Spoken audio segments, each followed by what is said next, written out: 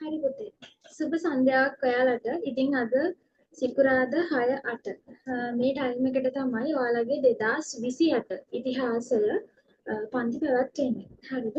එතකොට අපි මුලින්ම සබ්ජෙක්ට් එක ගැන පොඩ්ඩක් දැනගෙන ඉන්න ඕනේ. මේක ඔයාලට අලුත් විෂයක් නම් නෙමෙයි.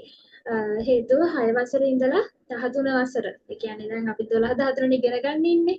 මරි 6 වසරේ ඉඳලා 11 වසර වෙනකම් ඔයා මේ සබ්ජෙක්ට් එක ගැන දන්නවා නේද? අනිවාර්ය විෂයක් විදිහට ඉගෙන ගන්නවානේ. එතකොට අපිට මේ විෂයේදී හමු වෙන දේවල් රජවරු ඊළඟට ඔය ගංගා කඳුවැටි ඊළඟට මූලාශ්‍ර ප්‍රාගෛතිහාසික ඓතිහාසික යුග මේ වගේ දේවල් ඔයාලට නුපුරුදු දේවල් නෙමෙයි. ඒ කියන්නේ ඒ ලෙවල් වලට ඉතිහාසය කරන්න ආපු ඔයාලට මේ සබ්ජෙක්ට් එක අලුත්ම අලුත් සබ්ජෙක්ට් එකක් නෙමෙයි. පැහැදිලිද? ඒක තමයි ප්‍රධානම කාරණාව. මම ප්‍රසන්ටේෂන් එකක්ම හදාගෙන තියෙනවා ඔයාලට සබ්ජෙක්ට් එක ගැන කියලා දෙන්න. අපි ටිකෙන් ටික කතා කරමු. ඇයි අපි මේ සබ්ජෙක්ට් එක තෝරගන්න ඕනි? ඊළඟට මේ සබ්ජෙක්ට් එකේ සෙට් එක කොයි වගේද? සහ මේකේ පේපර් එක කොයි වගේද හැදෙන්නේ? ඒ වගේම සිලබස් එක. මොනවද අපිට ඉගෙන ගන්න තියෙන්නේ මේ සබ්ජෙක්ට් එක ඇතුලේ? ඔන්න ඔය කියන දේවල් ගැන තමයි අපිට කතා කරන්න තියෙන්නේ සහ අද මම ඔයාලට පොදුවේ ලංකා ඉතිහාසය ගැන ලංකා ඉතිහාසය ගැන අවබෝධයක් ලබා දෙනවා 12 වසර සහ 13 වසර ශ්‍රේණිවලදී මොනවද මේ ලංකා ඉතිහාසය ඇතුළේ ඉගෙන ගන්න තියෙන්නේ කියන දේ සහ ඒ පාඩම් වල මොනවද අපිට හම්බ වෙන්නේ කියන දේ. ඒ කියන්නේ අපේ සීමා පරාසයන් කොහොමද කියන එක තමයි මම ඔයාලට මේකෙදි කියලා දෙන්නේ සහ පේපර් එක. අපේ සබ්ජෙක්ට් එකේ පේපර් එක කොයි වගේද හැදිලා තියෙන්නේ කියන එක ගැන ඔයාලට අවබෝධයක් අද ලබා ගන්න පුළුවන්. ඒ වගේම මතකද O level වලදී එක්සෑම් එකට හිස්ටරි දවසට එක දවසක් ඉඳන් ඉස්කෝලේ ගිහින් يعني පේපර් එක ලියන්න තියෙන දවසට හැබැයි මේකෙදි අපිට දවස් දෙකක් යන්න සිද්ධ වෙනවා. හරිද? ඒ කියන්නේ ඔයා තෝරගන්න කොටසක් වට කැමති කොටසක් තෝරගන්න නිදහස තියෙනවා සහ අනිවාර්ය කොටස ලංකා ඉතිහාසයේ අනිවාර්ය කොටසක් තියෙනවා. ඉතින් මේ තෝරා ගැනීම ගැන ගත්තොත් ෆස්ට් ෂයි ළමයින්ට නම් ඔයාලා ස්කෝලෙන් නම් එක්සෑම් එකට ඇප්ලයි කරන්නේ ඔයාලට ඉස්කෝලේ උගන්වන කොටස තමයි ලංකා ඉතිහාසයත් එක්ක කරන්න වෙන්නේ. ඒ කියන්නේ හිතන්න ඔයාගේ ඉස්කෝලේ ටීචර් හරි සර් හරි යුරෝප් උගන්වනවා නම් ඔයාට අනිවාර්යෙන් එක්සෑම් එක ඉල්ලන්න පුළුවන්. ඉස්කෝලෙන් ඇප්ලයි කරනවා නම් යුරෝප් වලින්ම විතරයි. හරිද? ලංකා ඉතිහාසය අනිවාර්යෙන් කරන්න ඕනේ. මම කියලා දෙන්නම් ඉදිරියේදී ওই ටික ගැන ප්‍රසන්ටේෂන් එකම දාලා. එතකොට පුතේ මේ දල අවබෝධය ගැන පොඩි කියලා දෙන්නම් දැන්. ඉන්දියන් ඉතිහාසය නම් උගන්වන්නේ ඔයාලට සිද්ධ වෙනවා ඉන්දියන් ඉතිහාසය තෝරගන්න. ඒක තමයි සාමාන්‍ය විදිහ. හැබැයි ගොඩක් ඉස්කෝලවල කියන්නේ සාමාන්‍යයෙන් දැන් ඔය විෂයන් කියන්නේ අපේ ඉතිහාසයේ කොටස් කීපයක් තියෙනවා. මම ඉස්සරහදී කියලා දෙන්නම්. පොඩ්ඩක් මතක තියාගන්නකෝ. එතකොට ලංකා ඉතිහාසය පොදුවේ කරනකොට යුරෝප්, ඉන්දියා, නූතන ලෝක ඉතිහාසය කියලා කොටස් තුනක් තියෙනවා. මේ කොටස් තුනම සාමාන්‍යයෙන් පාසලක උගන්වනවා ප්‍රවණතාවය අපි සාපේක්ෂව බලුවොත් අඩුයි. කොටස් තුනම. මොකද එක ටීචර් කෙනයි හෝ දෙන්නයි ඉන්නේ. එතකොට ගණන අය ඒ ප්‍රමාණයෙන් ඉන්නේ. කියන්නේ ගොඩක් නැහැනේ හිස්ටරි ගුරුවරු නේද? ඉස්කෝලේ ඉන්නේ දැන් ඒ ඉන්න අයටත් ගොඩක් පන්ති තියෙනවනේ. එතකොට උපරිම එක්කෝ යුරෝප් නැත්නම් ඉන්දියන් එහෙම නැත්නම් ওই සබ්ජෙක්ට් එකම තියෙන කියන්නේ ඔය විෂය කොටස් දෙකම තියෙන ඉස්කෝලක් තියෙනවා. බොහෝ දුරට ඔය බෞද්ධ සම්භවයක් තියෙන පාසල් වල ඉන්දියන් ඉතිහාසය කැතලික් යුරෝප් සම්භවයක් තියෙන ඉස්කෝලවල යුරෝප ඉතිහාසයත් උගන්වනවා. ඔය කොන්වෙන්ට් වල වගේ ඒ වුණාට පොදුවේ අර සමහර පාසල් තියෙනවා ඔය ඉන්දියන් යුරෝප් කියන දෙකම උගන්වන සහ නූතන යුරෝපා ඉතිහාසය උගන්වන පාසලුත් තියෙනවා. හරිද? එතකොට අපි අද මුලින්ම කතා කරමු මේ සබ්ජෙක්ට් එක හැදිලා තියෙන විදිහ සහ ඒ ආශිත දේවල් ටික ඉස්සෙල්ලාම අපි ස්ක්‍රීන් එක ෂෙයා කරමු. මම ප්‍රසන්ටේෂන් එක දාන්නම්. ඔයාලට පැහැදිලි වෙන්න මම හදාගත්තා. ඒකෙන් මම හිතනවා ඔයාලට හොඳ අවබෝධයක් ලැබෙයි කියලා අපේ සබ්ජෙක්ට් එක ගැන. හරි. මම ස්ක්‍රීන් එක ෂෙයා කරන්නම්. අපි ඒකත් එක්ක කතා කරමු.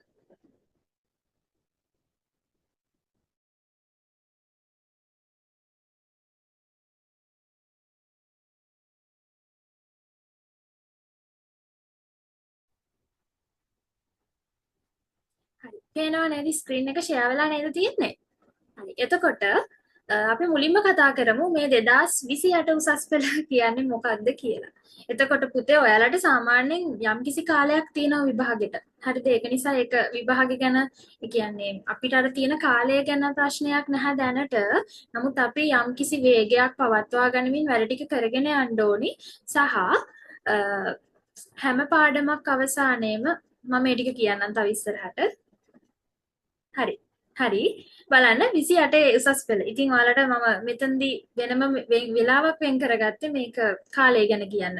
ඒ කියන්නේ අපිට ටිකක් කල් තියෙනවා. නමුත් අපි ලෑස්ති පිට ඉන්න ඕනේ එක්සෑම් එකට ඕනිම වෙලාවක මුහුණ දෙන්න. සහ මේකෙදි අපි අර ප්ලෑන් එකක් නැතුව වැඩක් සිද්ධ වෙන්නේ නැහැ මෙතන. හරිද? එතකොට ඔයාලගේ කොටස් ටික මම දැන් ඉස්සරහට කියාගන්නකොට තේරෙයි. අපි එක එක කොටස් වලට එක එක කාලයන් වෙන් කරලා තියෙනවා. ඒ අනුව තමයි වැඩ ටික කරගෙන යන්නේ. එතකොට කිසිම වෙලාවක විෂය නිර්දේශය සම්පූර්ණ කිරීමේදී හෝ ඇගයීම් කිරීමේදී එහෙම නැත්නම් අපි පාස් පේපර්ස් වලට උත්තර ලියන්න මෙන්න මේවා මේ දේවල් වලට මේ දේවල් අපි මග ඇරෙන්නේ නැහැ. පැහැදිලිද? ඒක තමයි පළවෙනි දේ. ඊළඟට දෙවෙනියට ඇයි ඔයා මේ සබ්ජෙක්ට් එක තෝරගන්න ඕනේ කියලා මම හදාගෙන තියෙන ප්‍රශ්නයක් ඔයාලගෙන් අහන්න. ඉතින් පළවෙනිම දේ අපි කලිනුත් කතා කරා වගේ ඔයා මේක ඉගෙනගෙන තියෙන සබ්ජෙක්ට් එකක්. ඒක තමයි පළවෙනිම සහ වැදගත්ම දේ. ඔයාට තව ඉගෙන ගන්න තියෙන 40ක ප්‍රමාණයක් විතරයි. ඔයා 70ක් ඉගෙනගෙන තියෙනවා. 70ක් කියන්නේ පුතේ ලංකා ඉතිහාසය ටික අපි ඔක 50 ගමුකෝ. 50ක් ඔයා හදාගෙන තියෙන සහ අපිට අලුතින් 50ක් ඉගෙන ගන්න තියෙනවා. එච්චරයි. හරිද? ලංකා ඉතිහාසයේ O level වලදී තිබ්බ ලංකා ඉතිහාසයේ රජවරු ටිකම තමයි A level වලට ඉන්නේ. අර ප්‍රාග්ඓතිහාසික මානවයෝ ඒ කට්ටියම තමයි A level වලදී ඉන්නේ. එතකොට එයාලා වෙනස් වෙනවා. ලංකාව ඉතිහාසය කියලා වෙන මොකක් හරි රටක ඉතිහාසයක් අපිට ඉගෙන ගන්න නැහැ. පැහැදිලිද? අපිට මෙතෙන්දි තියෙන්නේ ලංකාවේ අර ඔයාලා 6 වසරේ ඉඳලා ඉගෙන ගත්ත ටික පැහැදිලිව ඉගෙන ගන්න. දුටු ගැමුණු නම් දුටු ගැමුණු ගැන A to Z ඉගෙන ගන්න තියෙනවා. එතනින් එහායි දුටු ගැමුණු ගැන මම කියන්නේ විශ්වවිද්‍යාල මට්ටමින්වත් එතනින් එහා පර්යේෂණයකදී ඇරෙන්න දුටු ගැමුණු ගැන තවත් ඉගෙන ගන්න දෙයක් නැහැ. පැහැදිලිද? අලුත් සොයා ගැනීමක් පෙරොතින් ඉගෙන ගන්න දේවල් තියෙයි. නමුත් මේ පවතින ඒ කියන්නේ දැනට සොයාගෙන තියෙන දේවල් ටික තමයි අපි මේ කතා කරන්නේ. ඊළඟට ප්‍රාග්ඓතිහාසික පූර්වයිතිහාසික යුගය ගත්තත් ඔයාලට O level වලදී තිබ්බ ටිකම ටිකක් පිළිවෙලට සහ සංකීර්ණව අපි ඉගෙන ගැනීම තමයි උසස් පෙළදී කරන්නේ. එතකොට ඒක ගොඩාක් අමාරු දෙයක් නෙමෙයි.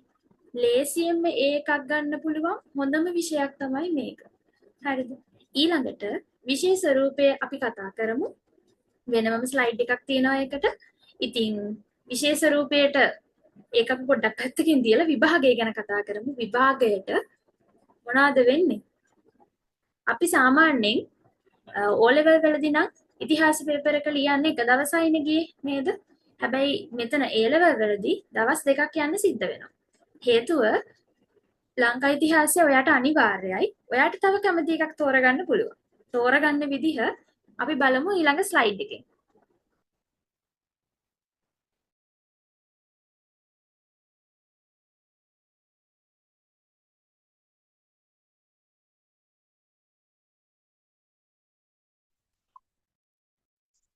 හරි පුතේ මෙන්න මේ විදිහට ස්ක්‍රීන් එක පේනව නේද? හරි. ඔය විදිහට තමයි අපිට මේ A level වල ඉතිහාසය රූප සටහනකින් බලාගත්තොතින් බලන්න පුළුවන්. ඒ කියන්නේ දැන් හිතන්න මේ විදිහට. මේ බලන්න. මෙහෙම කොටස් දෙකකට අපි ඉතිහාසය කියන එක ඔයාලට පේනව නේද? මෙන්න මේ පැත්තේ එකක් තියෙනවා. මේ පැත්තේ එක පැත්ත. හරිද? මේ පැත්තේ තියෙනවා තව පැත්ත. පැහැදිලිද? කොටස් දෙකයි. මම මේ විදිහට අංක කරන්නම් එතකොට තවත් ලේසි. අපි highlight කරමුකෝ නැත්තම්. මෙන්න මේ රතු පාට කරා මම පැත්තක් බලන්න. මේ තියෙන්නේ එක පැත්ත. හරිද? ඔන්න ඔය විදිහට. ඊට පස්සේ අපි අනිත් පැත්ත බලන්න.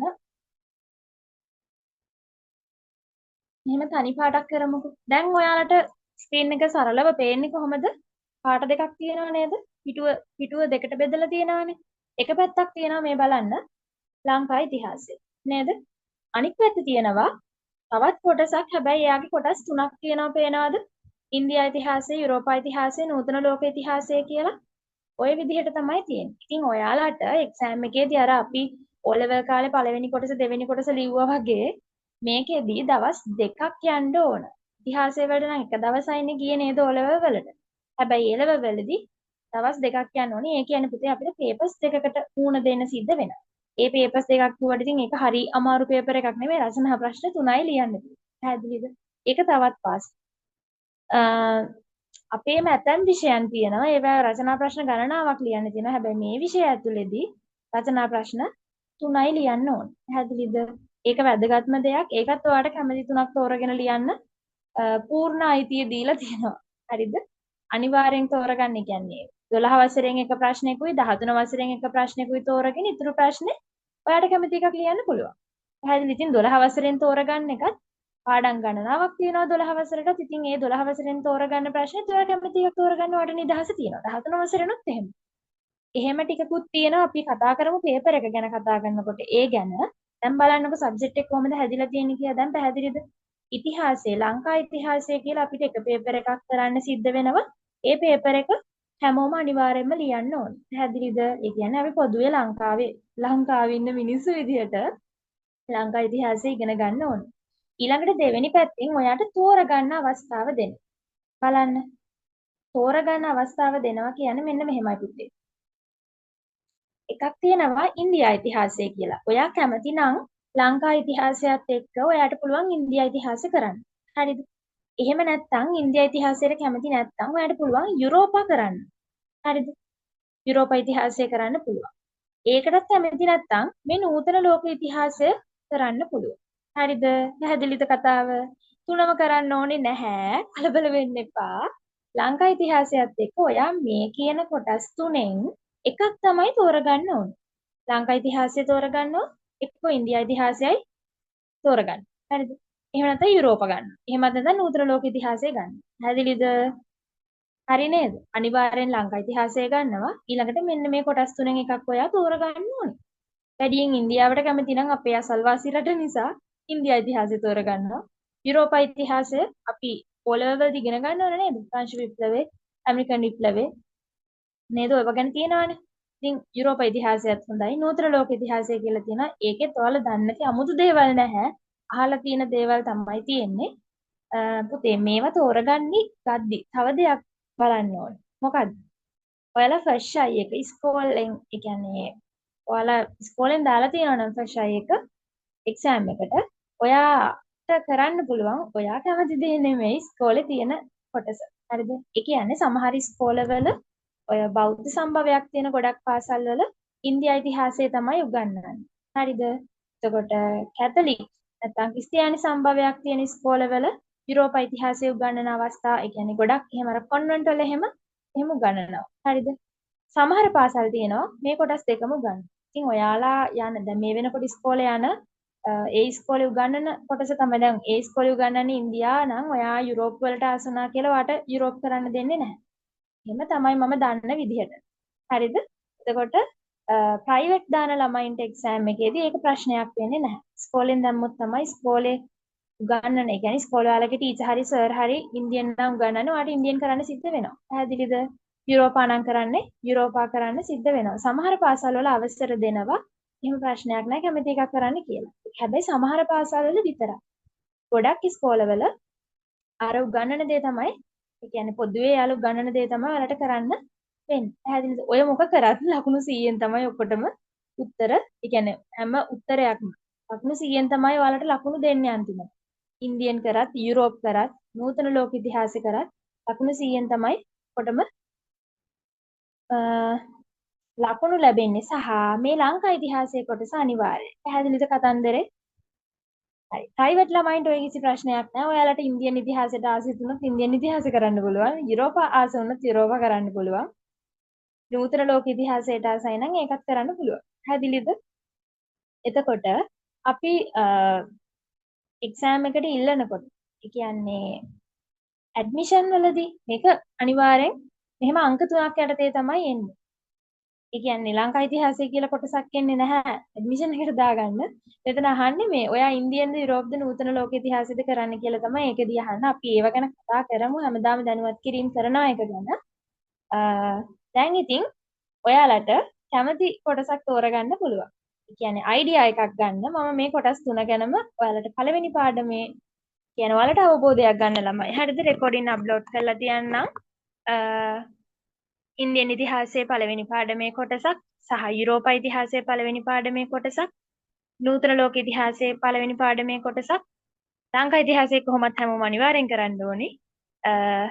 ඔයාලට තෝරගන්න මං හැම එකෙන්ම පොඩි පොඩි කොටස් අප්ලෝඩ් කරලා තියන්න. පැහැදිලිද? එතකොට ඔයාලට කැමති විෂයක්, කැමති කොටසක් පැත්තට ඔයාලට යන්න පුළුවන්. හරි. එතකොට අපි අද මේ කොටස් තුන ගැන කතා කරන්න යන්නේ නැහැ පුතේ. ඉන්දියන් ඉතිහාසය, යුරෝපා ඉතිහාසය, නූතන ලෝක ඉතිහාසය ගැන අපි අද කතා කරන්නේ නැහැ. අපේ ක්ලාස් එකේ මේ කොටස් තුන ගැනම ඉගැන්වීම් සිද්ධ කරනවා. හරිද? එතකොට පොදුවේ ලංකා ඉතිහාසය තමයි අපේ කියන්නේ පොදු ඔයාලා ඔක්කොටම සම්බන්ධ වෙන්න පුළුවන් ඒ පන්තියට. මෙතෙන්දී අර වෙනම අය කිරීම මොකුත් සිද්ධ කරන්නේ නැහැ. ඒව ගැන හිතන්න එපා. සමස්ත ක්ලාස් එක මේ කියන්නේ එකම පන්තිය තුළ මේ ඔක්කොම කොටස් ටික උගන්වනවා. ඔයාලට සම්බන්ධ වෙන්න පුළුවන්. ඔයා ඉන්දියන් කරනවා නම් ඉන්දියන් දවසට, යුරෝප් නම් යුරෝප් දවසට, නූතන ලෝක ඉතිහාසය නම් නූතන ලෝක ඉතිහාසය දවසට. හරිද? ওই විදිහට සම්බන්ධ වෙන්න පුළුවන් ක්ලාස් එකට. එහෙම ප්‍රශ්නයක් නැහැ. ඊළඟට අපිට කතා කරන්න තියෙන අපි අද ගමු මේ ලංකා ඉතිහාසය කියන තව දෙයක් තියෙනවා. පුතේ පේපර් හැදෙන්නේ එකම විදිහට. ඒ කියන්නේ ලංකා ඉතිහාසයේ ඉතිහාසයේ පේපර් එක හැදිලා තියෙන විදිහටම තමයි ඉන්දියන් ඉතිහාසයේ තියෙන්නේ. යුරෝපා ඉතිහාසයේත් එහෙමයි. නූතන ලෝක ඉතිහාසෙත් එහෙමයි. අපි අද මුලින්ම කතා කරමු එන්න මේ කියන ලංකා ඉතිහාසය ගැන. හැදිලිද? ලංකා ඉතිහාසය ගැන කතා කරමු. 12 13 වසරවල් වලදී අපිට මොනවද තියෙන පාඩම්, අපි මොනවද ඉගෙන ගන්න ඕනි සහ පේපර් එක. පැහැදිලිද? මෙන්න මේ කොටස් වල ඉන්දියා, යුරෝපා, නූතන ලෝක ඉතිහාසය වලත් ඒ විදිහටම කතා කරලා මම වීඩියෝස් අප්ලෝඩ් කරලා තියෙනවා. හරිද? එතකොට ඒවා බලන්න අවබෝධයක් ගන්නවා කැමති කොටස තෝරගෙන ක්ලාස් එකට එන්න. හරිද? එතකොට අපි අද පොදුවේ හැමෝටම තියෙන කොටස නිසා ලංකා ඉතිහාසය කියන කොටස අපි කතා කරමු. මොනවද අපිට ඉගෙන ගන්න තියෙන පාඩම් ටික, කොහොමද සිටීම ගැන කොයි වගේද, පේපර් එක හැදිලා තියෙන්නේ කොයි වගේද. ඇත්තටම මේකේ රචනා ප්‍රශ්න 3යිද ලියන්න තියෙන්නේ. ඕවා නේද ප්‍රශ්න? හරි අපි ওই ටික ගැන කතා කරමු. මම ස්ක්‍රීන් එක ෂෙයා කරන්නම් ඔයාලට. ඔයාලා ගාව ළමයි දැන් හිතන්නකෝ පොත් දෙකක් ගන්න ඕන. ක්ලාස් එකේ වැඩ කරන විදියක් තියෙනවා. පිළිවෙලට වැඩ ටික කරගෙන යනවා. ඒක නිසා ඔයා CR පොත් දෙකක් ගන්න ඕන. කැමැති පිටු ගානක් ප්‍රශ්නයක් නැහැ. CR පොත් දෙකක් ගන්න ඕනේ. එක පොතක් මොකටද? ලංකා ඉතිහාසය. හරිද? දැම්මම කොහේ හරි ලියාගන්න නෝට් කරගන්න. එක පොතක් ලංකා ඉතිහාසය. අනිත් පොත ඔයා තෝරගන්න මේ ඉතුරු කොටස. ඒ කියන්නේ එක්ක ඉන්දියන් ඉතිහාසයට නැත්නම් යුරෝපා ඉතිහාසයට නූතන ලෝක ඉතිහාසය. පැහැදිලිද? මම කියපු කතාව පැහැදිලි නේද? අපි අනිවාර්යෙන් ලංකා ඉතිහාසය ඉගෙන ගන්න ඕනේ. ඊට අමතරව මෙන්න මේ කොටස් තුනෙන් එකක් ඉගෙන ගන්න ඕනේ. පැහැදිලිද?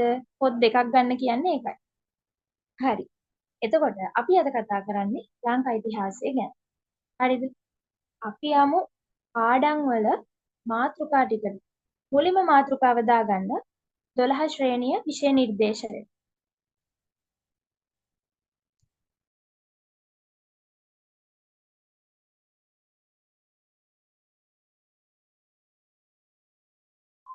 හරි පුතේ. ඔයාලා ළඟ තියෙන කොලයක් හරි නැත්නම් අද පොතක් ළඟ තියෙනවා නම් පොතේ හැර ලියන්න පටන් ගන්න. මුලින්ම මාතෘකාව දාගන්නකෝ. පළවෙනි පිටුවේ ලංකා ඉතිහාසය කියලා ලොකු මාතෘකාවක් ලියලා දැන් පොත්වල පිට කවර දාගෙන ඒ වැඩ ටික කරගන්න ඕනේ. ඊළඟට තව ෆයිල් 3ක් තියාගන්න ඕන. එකක් MCQ එකතු කරන්න ඕනේ. ඒ කියන්නේ එකතු කරන්න කියන්නේ ක්ලාස් එකේ දෙනවා. ඒ ටිකේ ෆයිල් එකට එකතු වෙන්න ඕනේ. ඊට පස්සේ දෙවෙනි ෆයිල් එක ඒක යනවා රචනා ප්‍රශ්න වලට.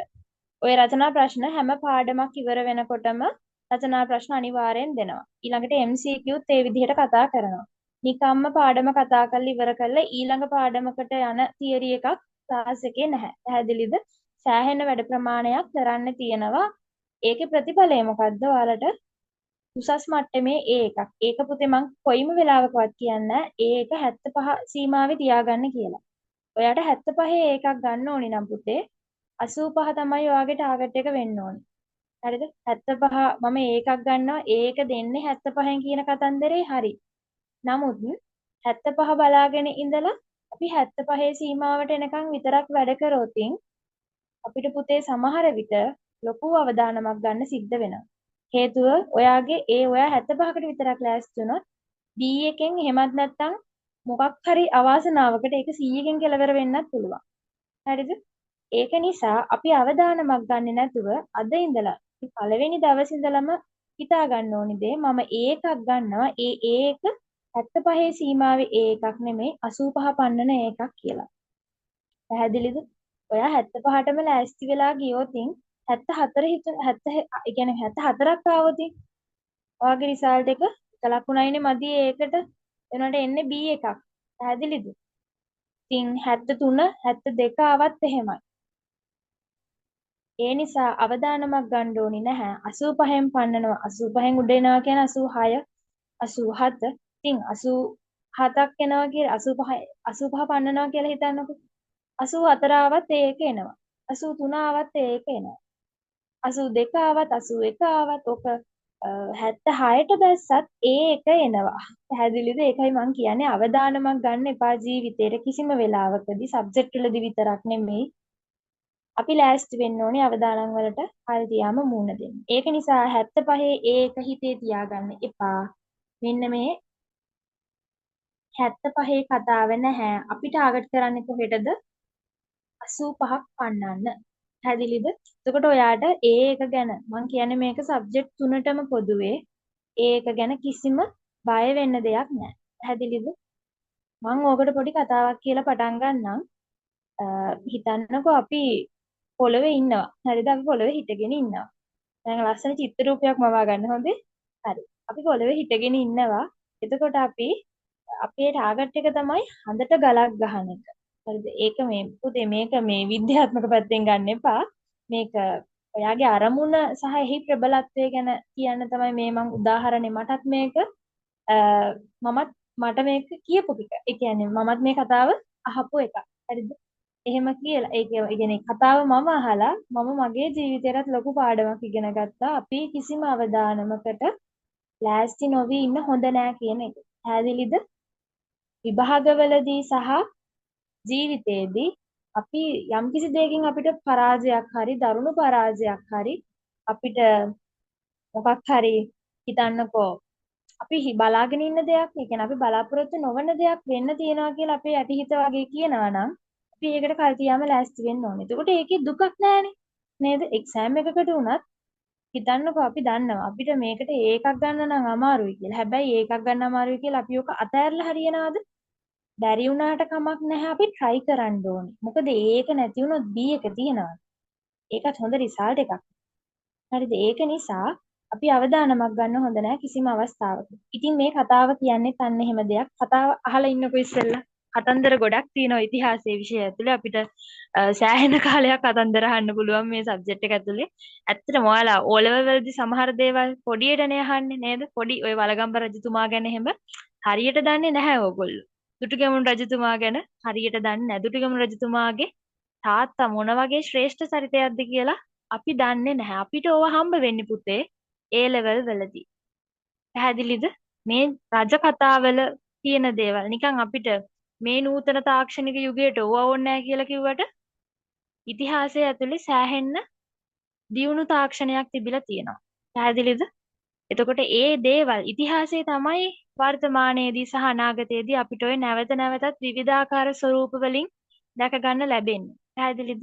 ඒතර මේක අර යල් පැනලා ගියපු අනාදිමත් යුගයක විෂයක් නෙමෙයි. ඉතිහාසය කියන්නේ ඕනිම රටක පැවැත්ම.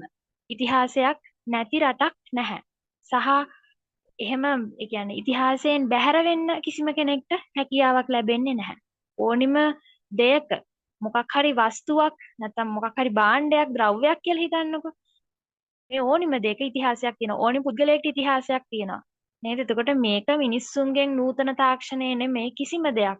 මොන විදිහ දෙයක් ආවත් මිනිස්සුන්ගෙන් ගලවන්න බැරි දෙයක් තමයි ඉතිහාසය කියලා කියන්නේ. හරියට හෙවණැල්ල වගේ. හෙවණැල්ල නම් ඉතින් කළුවරේදී පේන්නේ නැහැ කියන්න පුළුවන්. ඒකට මේක එහෙමත් නෙමෙයි. මිනිහා කියන සත්වයා හැම වෙලාවෙම ඉතිහාසයත් සමග බැඳිලා ඉන්නවා. පැහැදිලිද? ඒක තමයි ලෝකේ පැවැත්ම. තේරෙනවද? අපි අනාගතයට කොහොමද මුහුණ දෙන්න ඕනි? අපි වර්තමානයේ කොහොමද ජීවත් වෙන්න ඕනි? මෙන්න මේ කියන දේවල් අපිට මේ විෂය තුලින් ඉගෙන ගන්න පුළුවන්. ඕව වැඩක් නැහැ. එහෙම කතන්දරයක් තියනවාද? ඕව වැඩක් නැහැ කියන කතන්දරේ එන්නේ පුතේ අපි දෙයක් බාගෙට ඉගෙන ගත්තොත්. අපිට ඒ දේ ගැන පැහැදිලි අවබෝධයක් නොවුනොත් අපිට ඒ අවබෝධය හරි හැටි ලැබුණ නැති වුණොත් තමයි අපිට ඒ දේ ඉගෙනගෙන වැඩක් නැහැ කියලා හිතෙන්නේ. ඊළඟට මම මේ ටිකත් කියලාම කතාව කියන රැකියා පැත්ත. හරිද? ඔයාලගේ වෘත්තීය ජීවිතේ මේ සබ්ජෙක්ට් එක ඇතුලේ විශ්වවිද්‍යාලයේදී සෑහෙන පිළිගැනීමක් තියෙන විෂයක් සහ ඔයාට සෑහෙන පර්යේෂණ මට්ටමින් දායකත්වය ලබා දෙන්න පුළුවන් විෂයක්. මේකෙත් විවිධ කොටස් තියෙනවා. හරිද? සමහර කැම්පස් වල ඉතිහාසය සහ පුරාවිද්‍යාව එකට උගන්වන තව ඒවායේ වෙන වෙනම ඉතිහාසය වෙනම විෂයක් විදිහට සහ පුරාවිද්‍යාව වෙනම උගන්වනවා. එතකොට මෙන්න මේ يعني මේ හැම පැත්තකින්ම අපි දෙයක් මං කියන්නේ ළමයි ඕනිම සබ්ජෙක්ට් එකක්. අපි හරියට ඉගෙන ගත්තොත් අපිට ඒකේ කරන්න දේවල් නැති වෙන්නේ නැහැ. දැන් ඔය කතන්දරයක් තියෙනවානේ. ආර්ට්ස් වලින් සබ්ජෙක්ට් වල يعني ආර්ට් කරලා කැම්පස් ගිහිල්ලා මොකක් හරි සබ්ජෙක්ට් එකකින් ස්පෙෂල් ඩිග්‍රී එකක් අරගෙන ආවත් ජොබ් නැහැ කියලා එහෙම කතන්දර කියනවානේ. එහෙම කතන්දර කියන්නේ ඇයි මේ මිනිස්සු එකක් කියලා එක ගැන දන්නේ නැහැ හරි හැටියට. ඊළඟට එහෙම වෙනවා ඇති ඒ වැඩේ හරියට කරගන්න නැති පිරිසකට. පැහැදිලිද? හැබැයි ඔයා ඉගෙන ගන්න දැන් ඔයා හිතන්නකෝ මෙතනින් එහාටත් ඉතිහාසය ඉගෙන ගන්නවා කියලා. මේ විෂයට පුතේ ඔයා හොඳටම අවධානය දීලා ඔයා මේ වෙනුවෙන් ඇත්තටම අපකප වෙලා වැඩ කරොත් ඔයාට ජොබ් එකක් ගැන බය වෙන්න දෙයක් නැහැ. ජොබ් සෑහෙන්න තියෙනවා. ජොබ් හොයාගන්න නෙමෙයි අමාරු. ඇත්තටම විෂයක ගැඹුරට ඉගෙන ගන්න එක. පැහැදිලිද? ඒක ගැන පර්යේෂණ මට්ටමින් ඒ විෂයට ඇත්තටම දායකත්වයක් දක්වන එක. ඔන්න ඔය හරිය තමයි අමාරු දෙව. ඉතින් ඔය පාර හදා ගන්නවා කියන්නේ ඔයාට ජොබ් හැදෙනවා. පැහැදිලිද? සෑහෙන්න වෘත්තිමය පැත්තෙන් අවස්ථා තියෙනවා සහ මේක හරිම මනසට සුවදායී විෂයක්. ඔයාට ඇතිතරම් ගවේෂණය කරන්න සංසාරයේ යෙදෙන්න අවස්ථාව තියෙනවා. හරිද? පුරාවිද්‍යාත්මක ගවේෂණවල අපිට සෝබාදහමත් එක්ක ඉන්න වැඩි කාලයක් ලැබෙනවා. මං හිතන්නේ කිසිම විෂයකදී මේ තරම් අපිට ප්‍රැක්ටිකලි දේවල් සහ සෝබාදහමත් එක්ක දේවල් හොයන්න අලුත් දේවල් හොයාගන්න අවස්ථාව ලැබෙනවා කියලා. ඉතින් අන්න එහෙම පැත්තක් තියෙනවා. හරිද? සහ ඔයා අතීතයට ආසයින නටබුන් පුරාවස්තු අපේ නටබුන් නගර ඒවවල ඇවිදලා බලන්න ආසයි නම් ඔයාට අවස්ථාව තියෙනවා. ඉතින් මේක ඇත්තටම වැඩිදුර අධ්‍යාපනයට හොඳම විෂයක් සහ ඔයාට වෘත්තීය ජීවිතයේදී කිසිම ප්‍රශ්නයක් වෙන විෂයක් නෙමෙයි. ජොබ් නෑ කියලා කියන කතාව ඇත්තටම බොරුවක්. හරිද? ඒක හැම විෂයකටම තියෙනවා ජොබ් එකක් ලබා ගැනීමේ අභියෝගය. ජොබ් එකක් කවුරුවත් අපිට අර මොකද්ද කියන්නේ? අර බන්දේසියක තියලා දෙන්නේ නැහනේ මෙන්න ජොබ් එක කියලා නේද? අපි දැනගන්න ඕනේ අපේ ටැලන්ට් එකට අදාළ ගැළපෙන හොඳ වෘත්තියක් අපි ඉගෙන ගන්න දෙයට ලබා දෙන්න. ඉගෙන ගන්න දෙයට ගැළපෙන විදිහට ඒ දේ තෝරගන්න අපි දැනගෙන ඉන්න ඕනේ. ඉතින් ඒ අවදානමට මූණ දෙන්න අපි දෙයක් හොඳටම ඉගෙනගෙන තිබීම වැදගත් වෙනවා. මම දැන් කතාව කියන්නම්. ඉතින් අපි පොළවේ ඉඳගෙන හිතන්නකෝ හඳට ගලක් ගහන එක තමයි අපේ ටාගට් එක. එතකොට පුතේ හඳට ගල ගහන එක කෙසේ වෙතත් හඳ අවටින් මොනවද තියෙන්නේ? තරු පායලා තියෙනවා කියලා හිතන්නකෝ. අපි හඳට කියන්නේ හඳ අහසේ පායලා තියෙනවා. හඳට අපේ මොකක්ද අපේ ඒකායන අරමුණ උදාහරණයක් කියන්නේ අපේ ඒකායන අරමුණ හඳකට ගලක් ගහගන්න එක නම් අපි මුලින්ම පොළවේ දෙපයෙන් ශක්තිමත්ව හිට ගන්න දැනගන්න ඕනේ නේද? නිකන් එහාට මෙහාට විසි වෙනවා නම් පැද්දෙනවා නම් ඒ වැඩේ කරන්න බෑ. අපිට හරියට මහ පොළවේ කකුල් දෙකෙන් හිට ගන්න පුළුවන්කම තියෙන්න ඕනි. හඳට හරි තරු වලට හරි ගල් ගහන්න නම්. පැහැදිලිද? ඒක තමයි ප්‍රධානම දේ. එතකොට අපි මුලින්ම ඉගෙන ගන්න ඕනේ පොළවේ පය ගහලා හිට ගන්න. පැහැදිලිද? අපි තුල ආත්ම විශ්වාසය තියෙනෝනේ මට මේක කරන්න පුළුවන් මම මේක කරනවා මම කොහොම හරි මගේ අරමුණට යනවමයි කියන ආත්ම විශ්වාසය තියෙන්න ඕනේ. ඒක තමයි ඕනිම දෙයක මුල. ඊළඟට හඳකට ගල් ගහන්න කෙලින්ම හඳට ගලක් ගැහුවා කියලා වදීද? දැන් ඔක විද්‍යාත්මකව නම් කොහොමත් ඕක නිකන් විකාර කතාවක්නේ. මේක සාහිත්‍යමය පැත්තෙන් ගන්නකො. එතකොට ඒක හඳකට එකපාර ගලක් ගැහුවා කියලා වදීද? අනිත් පැත්තෙන් ඔලුවට වැටෙන එක නෙවෙන්නේ නේද? එතකොට පුතේ මේ කතාව කියන කෙනා කියනවා මොකද්ද?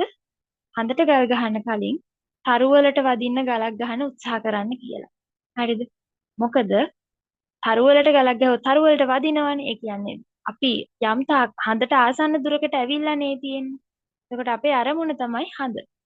ඒතර හඳකට ගල ගහ ගන්න බැරි වුණොත් තරුවකට හරි වදී කියලා කියනවා. ඒක නිසා අර 85 කතාව තමයි මම ඕකෙන් කියන්න උත්සාහ කරේ. ඔය 85 ටාගට් කරගෙන හිටියොත් ඉතින් ඔයාට ඒක නැති වෙන්නේ නැහැ. මොකද 84, 83, 82, 81, 80, 79, 78, 77, 76, 75. ඔය සීමාවම ඒ එක.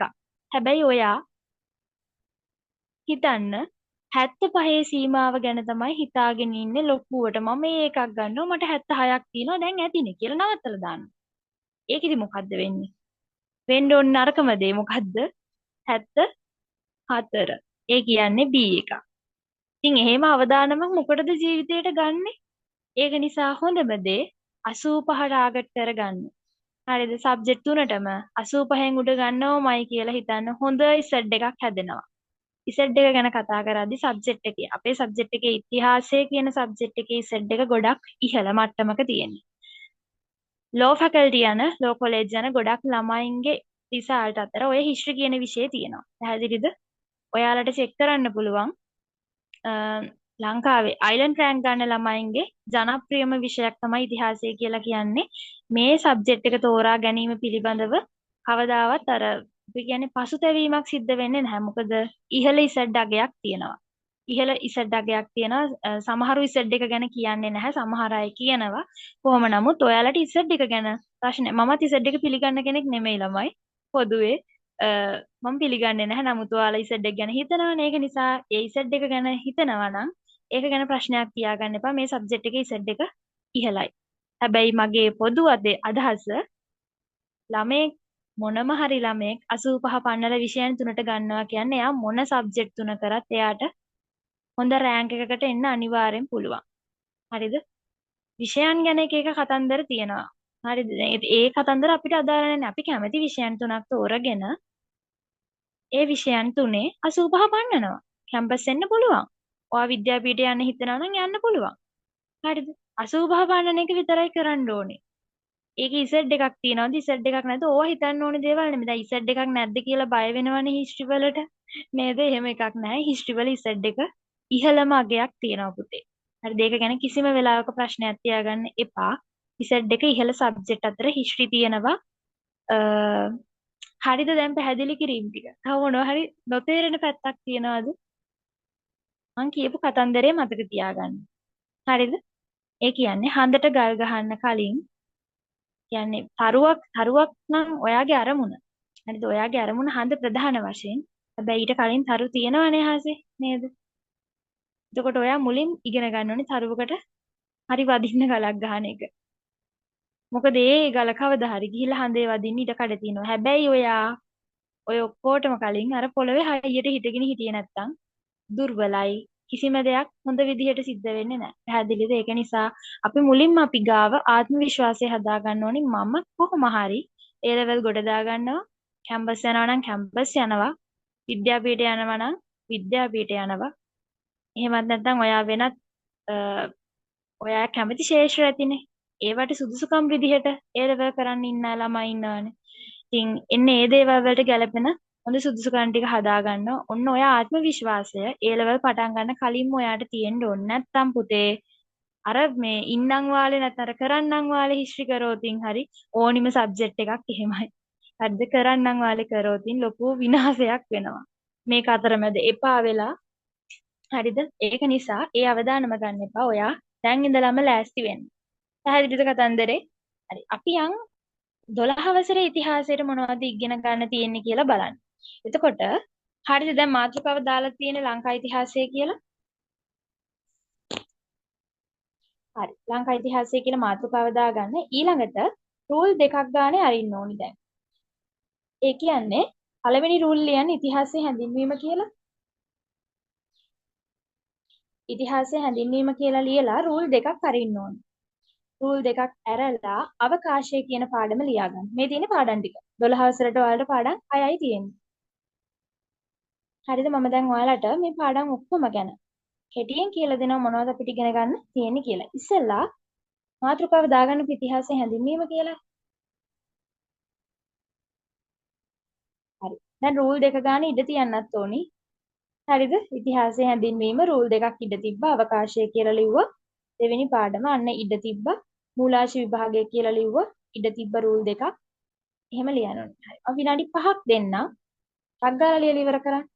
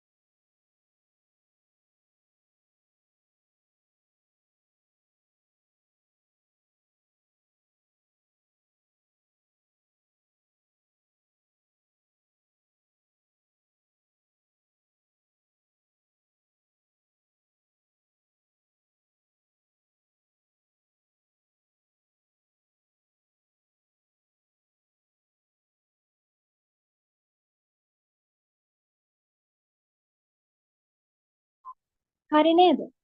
හරි. දැන් ඔයාලා ගන්න කළු පෑනක් හරි නැත්නම් ඔයාලා ලීප් පාටට දැන් හිතනවා නිල් පාටින් ලිව්වා කියලා නිල් පාටින් ලිව්වා නම් කළු පෑනක් හරි වෙන මොකක් හරි පෑනක් හරි නැත්නම් පැන්සලක් අතට ගන්න ඕනේ. හරිද? දැන් මම ඔයාලට කියලා දෙනවා මේ තියෙන පුතේ ලංකාවේ ඉතිහාසය පාඩම් ටිකනේ. හරිද? ලංකාවේ ඉතිහාසයේ 12 වසරට ඔන්න ඔය පාඩම් 6 විතරයි තියෙන්නේ. දැන් ඔතන ඔයාලා දන්නේ නැති දේවල් නැහැ. ඒ ඔක්කොම ටික ඔයාලා දැනගෙන ඉන්නේ. පැහැදිලිද? ඒක තමයි පළවෙනි වාසිය. මේ දේවල් ඔයාලා දන්නවා. ඒක තමයි මේ විෂය තෝරා ගැනීමේ පළවෙනි වාසිය. හරිද? එතකොට මම පාඩම ගැන පොඩි විස්තරයක් කියන ඔයාට අවශ්‍ය නම් පොඩ්ඩක් නෝට් කරගන්න තමයි මම ওই රූල් දෙක ඉඩ තියන්නේ කියලා කිව්වේ. එහෙම කියන්නේ කම්මැලි වගේ නම් ලියන්න නොලිව්වත් කමක් නැහැ. මොකද අපි හැම පාඩමක්ම දැන් පටන් ගන්නකොට ඒවා A to Z කියලා දෙනවනේ ආයි. ඒ හින්දා නොලිව්වත් ප්‍රශ්නයක් නැහැ. හැබැයි ඔයාට පොඩි දල අවබෝධයක් ගන්න ඕනි නම් ඔන්න ඔය තියාගත්ත හිස් ඉඩවල. ඒ කියන්නේ රූල් දෙකක් තියාගන්න කිව්වනේ මම. හැම පාඩමකම නමට යටින් අන්න ඒකේ පොඩ්ඩක් සටහන් කරගන්න පුළුවන් මං කියන දේවල්. පැහැදිලිද? මම දැන් කියනවා MCQ වැදගත් වෙන්නේ මොන පාඩම් වලින්ද? රචනා වැදගත් වෙන්නේ මොන පාඩම් වලින්ද කියන කතන්දරය ගැන. හරිද? හරි. එතකොට අපි පළවෙනියටම කතා කරමු මෙන්න මේ පළවෙනි පාඩම. මොකද්ද? මේ බලන්න. ඉතිහාසයේ හැඳින්වීම. ඔන්න ඔය පාඩම ගැන තමයි අපි අද පොඩ්ඩක් කතා කරන්න යන්නේ. එතකොට මේකෙදි අපිට තියෙන්නේ ඉතිහාසය යනු කියලා. පුතේ මොන සබ්ජෙක්ට් එකක් අපි ඉගෙන ගත්තත් අපි ඒ විෂයේ නම හැදුණු හැටි සහ ඒකෙන් මොකද්ද කියන්නේ කියලා ඉගෙන ගන්නවනේ. නේද?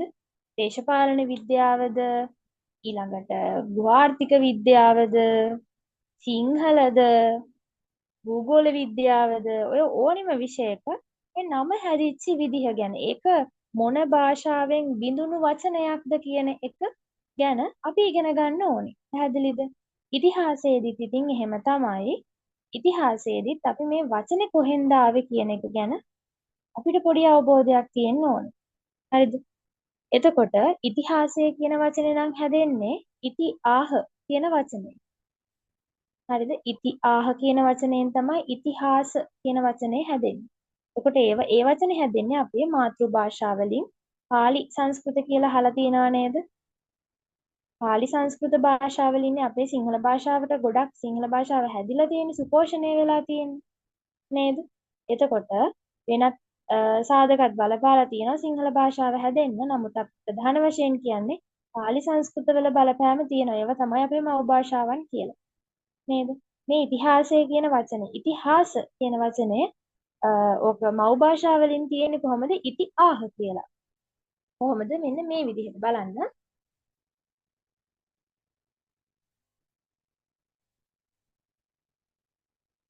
ඉති ධන ආහ. මේවා අපි තව ඉගෙන ගන්නවා. මේ දැනට පොඩ්ඩක් මතක තියාගන්න කියන්නේ. ඉති ආහ. ඉති ආහ කියන්නේ මොකද්ද? මෙසේ විය. මෙසේ විය. මෙසේ විය කියනවා. කෙසේ විය? ඒක තමයි අපි මේ ඉගෙන ගන්න යන්නේ ඉතිහාසය කියලා. එතකොට ඉතිහාස කියන වචනේ හැදෙන්නේ ඉති ආහ අපේ මව් භාෂාවලට අනුව. පැහැදිලිද? හැබැයි ඕක අපි ලෝකය ඇතුලේ ඕක ගැන කතා කරන්නේ කොහොමද? මොකද්ද ඕකට ගන්න වචනේ? ඉතිහාසය හිස්ටරි කියලා කියන්නේ නේද? හිස්ටරි. එතකොට මේ වචනේ මේක කොහෙන්ද? මේක මේ ඉංග්‍රීසි වචනයක් කියලාද හිතන්නේ? ආලමයි මේක ඉංග්‍රීසි වචනයක්ද? ඉංග්‍රීසි කියන භාෂාවටත් මව් භාෂාවන් දෙකක් තියෙනවා. පැහැදිලිද? අපිට පාලි සංස්කෘත මව් භාෂාවන් වෙනවා වගේ ඉංග්‍රීසි කියන භාෂාවට ග්‍රීක සහ මොනවද? ග්‍රීක භාෂාව ගොඩක් දුරට බලපාලා තියෙනවා. හරිද? එයාලගේ මව් භාෂාවක් විදිහට.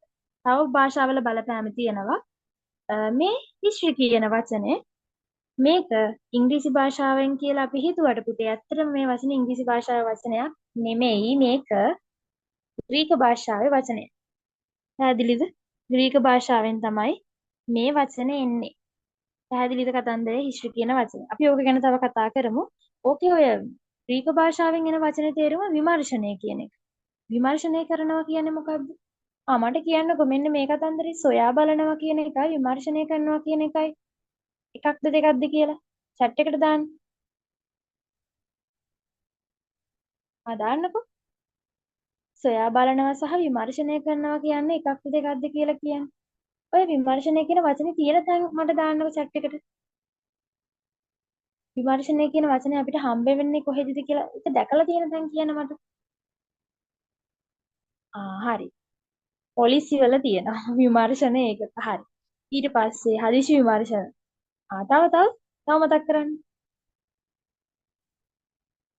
පොත් ගන්න දැන් මතක තියාගන්න මතක් කරන්න. අන්න හරි. ලයිබ්‍රරි වල තියෙනවා විමර්ශනාංශය කියලා වෙනම ඒකකයක්. නේද? විමර්ශනාංශය කියලා එතනක් තියෙනවා. මොනවද විමර්ශනය කියලා කියන්නේ? ඉතින් ඕක මේ සොයා බැලීමේ අංශය කියලා ගහන්න තිබ්බනේ. ඇයි විමර්ශනය කියලා ගහලා තියෙන්නේ? පුතේ සොයා බැලීම වගේ දෙගුණ තෙගුණයක වැඩ සෑහෙන කාර්යයක් සිද්ධ වෙනවා විමර්ශනය කියන කාර්යය ඇතුළේ. පැහැදිලිද? අපි පොතක් කියවනවට වඩා පොතක් විමර්ශනය කරනවා කියන්නේ ඒකෙන් සෑහෙන ගැඹුරට හොයලා බලනවා කියන දේ. ඉතින් මේ හිස්ටරි කියන වචනේ ග්‍රීක වචනයක් මේකේ තේරුම ඒ ග්‍රීක වචන තේරුම තමයි විමර්ශනය. ඒ කියන්නේ ගැඹුරු සොයා බැලීමක් තමයි අපි මේ කරන්නේ මේ විෂය ඇතුළේ. පැහැදිලිද? ඕක අපේ මව් භාෂාවලින් ආපු ඉතිහාස කියන වචනය තේරුම මොකද? මෙසේ විය. කෙසේ විය? ඒක තමයි අපි ඉගෙන ගන්න මේ යන්නේ. හරිද? එතකොට පැහැදිලිද? ඔන්න ඔය විදිහට මේ වචන හැදිච්ච විදිහ ගැන අපිට පොඩියට ඉගෙන ගන්න තියෙනවා පළවෙනි පාඩමේදී. ඊට පස්සේ පුතේ මේකනේ අපි කතා කරන්නේ. මේ පාඩමේ නිර්වචන තියෙනවා. නිර්වචන සෑහෙන්න ගාණක් නෑ පුතේ. ඔයාලට තියෙන්නේ නිර්වචන 5යි. පැහැදිලිද? මුළු සිලබස් එකටම තියෙන්නේ නිර්වචන 5යි. ඉතිහාසය ගැන විවිධ නිර්වචන ලෝකයේ තුල සෑහෙන්න නැති. නේද? නමුත් ඔයාලට තියෙන නිර්වචන 5යි. කොච්චර සරලද බලන්න. ඉතින් මේ නිර්වචන 5 කවුද කිව්වේ? කියපු කෙනාගේ නම මතක තියාගන්න ඕනේ. කියපු නිර්වචනේ මතක තියාගන්න ඕනේ. එච්චරයි තියෙන්නේ පළවෙනි පාඩමට. පැහැදිලිද? එක්සෑම් එකට ඔය පාඩමෙන් අහන්නේ ඔච්චරයි. ඔය නිර්වචන කිව්වේ කවුද කියලා අහනවා. එතනත් එක නිර්වචනයයි. හරිද? නිර්වචන 5න් මොකක් හරි දීලා මේක කිව්වේ කවුද කියලා අහනවා. නැත්නම් මෙයා කිව්වේ මොකද්ද කියලා අහනවා. පැහැදිලිද? ඔච්චරයි පළවෙනි පාඩමේ ගන්න දෙයකට තියෙන්නේ. සතුටුද දැන්? ඉතිහාසය හැදෙනවා. ඉතින් MCQ වල හැමදාම මේ පාඩමෙන් එක ප්‍රශ්නයක් අහනවා. පැහැදිලිද? එක ප්‍රශ්නයක් දෙකක් අහනවා. මොකක් හරි නිර්වචනයක් තියෙන මේ නිර්වචන ඉදිරිපත් කළ තැනැත්තාගේ නම කුමක්ද කියලා. එහෙම නැත්නම් ඉතිහාසය යනු සියලු විෂයන් අන්තර්ගත ගෘහයකි මෙම නිර්වචන ඉදිරිපත් කළේ කිනම් පුද්ගලයාද කියලා අහන්න පුළුවන්. ඊට පස්සේ නැත්නම් පුද්ගලයෙක්ගේ නමකින් අහන්න පුළුවන්. හිතන්නකෝ ජීන් ට්‍රේවලියන් නම් ඉතිහාසඥයා ඉදිරිපත් කළ ඉතිහාසය පිළිබඳව නිර්වචනය පහතින් කුමක්ද කියලා අහන්න පුළුවන්. පැහැදිලිද? ඉතින් පළවෙනි පාඩම හරිම සරලයි. ඔච්චරයි. ඕකෙන් රචනා ප්‍රශ්නයක් අහන්නේ නැහැ. හරිද? ඕකෙන් අහන්නේ මොනවද? මෙතන අපි ලියාගමු MCQ. පැහැදිලිද? MCQ තමයි ඉතිහාසය හැඳින්වීම කියන පළවෙනි පාඩමෙන් අහන්නේ. ඉතින් ළමයි නිර්වචන 5යි තියෙන්නේ. නිර්වචනය කියන්නේ මොනවද? නිර්වචනයක් කියන්නේ කොහොමද නිර්වචනයක් ඇති වෙන්නේ? සාමාන්‍ය පුද්ගලයෙකුට පුළුවන් ද නිර්වචනයක් කරන්න? කියන්නේ මොකක් හරි විෂයක් ගැන ගැඹුරට ඉගෙනගෙන නැත්නම් එයා ඒක ගැන පරේක්ෂණ මට්ටමින් අත්හදා බැලීම් නැත්නම් සොයා බැලීම් ගවේෂණය කිරීම කළා නැත්නම් එයාට නිර්වචනයක් ඉදිරිපත් කරන්න අමාරුයි. පැහැදිලිද? අපි මොකක්ම හරි විෂයක් ගත්තාම ඒ විෂයේ පතුලටම කෙසේ වෙතත් ඒ සබ්ජෙක්ට් එකක පතුලටම ඉගෙන ගන්නවා කියන එක ටිකක් නෙමෙයි ඒක කරන්න අමාරු වැඩක්. ඇත්තටම.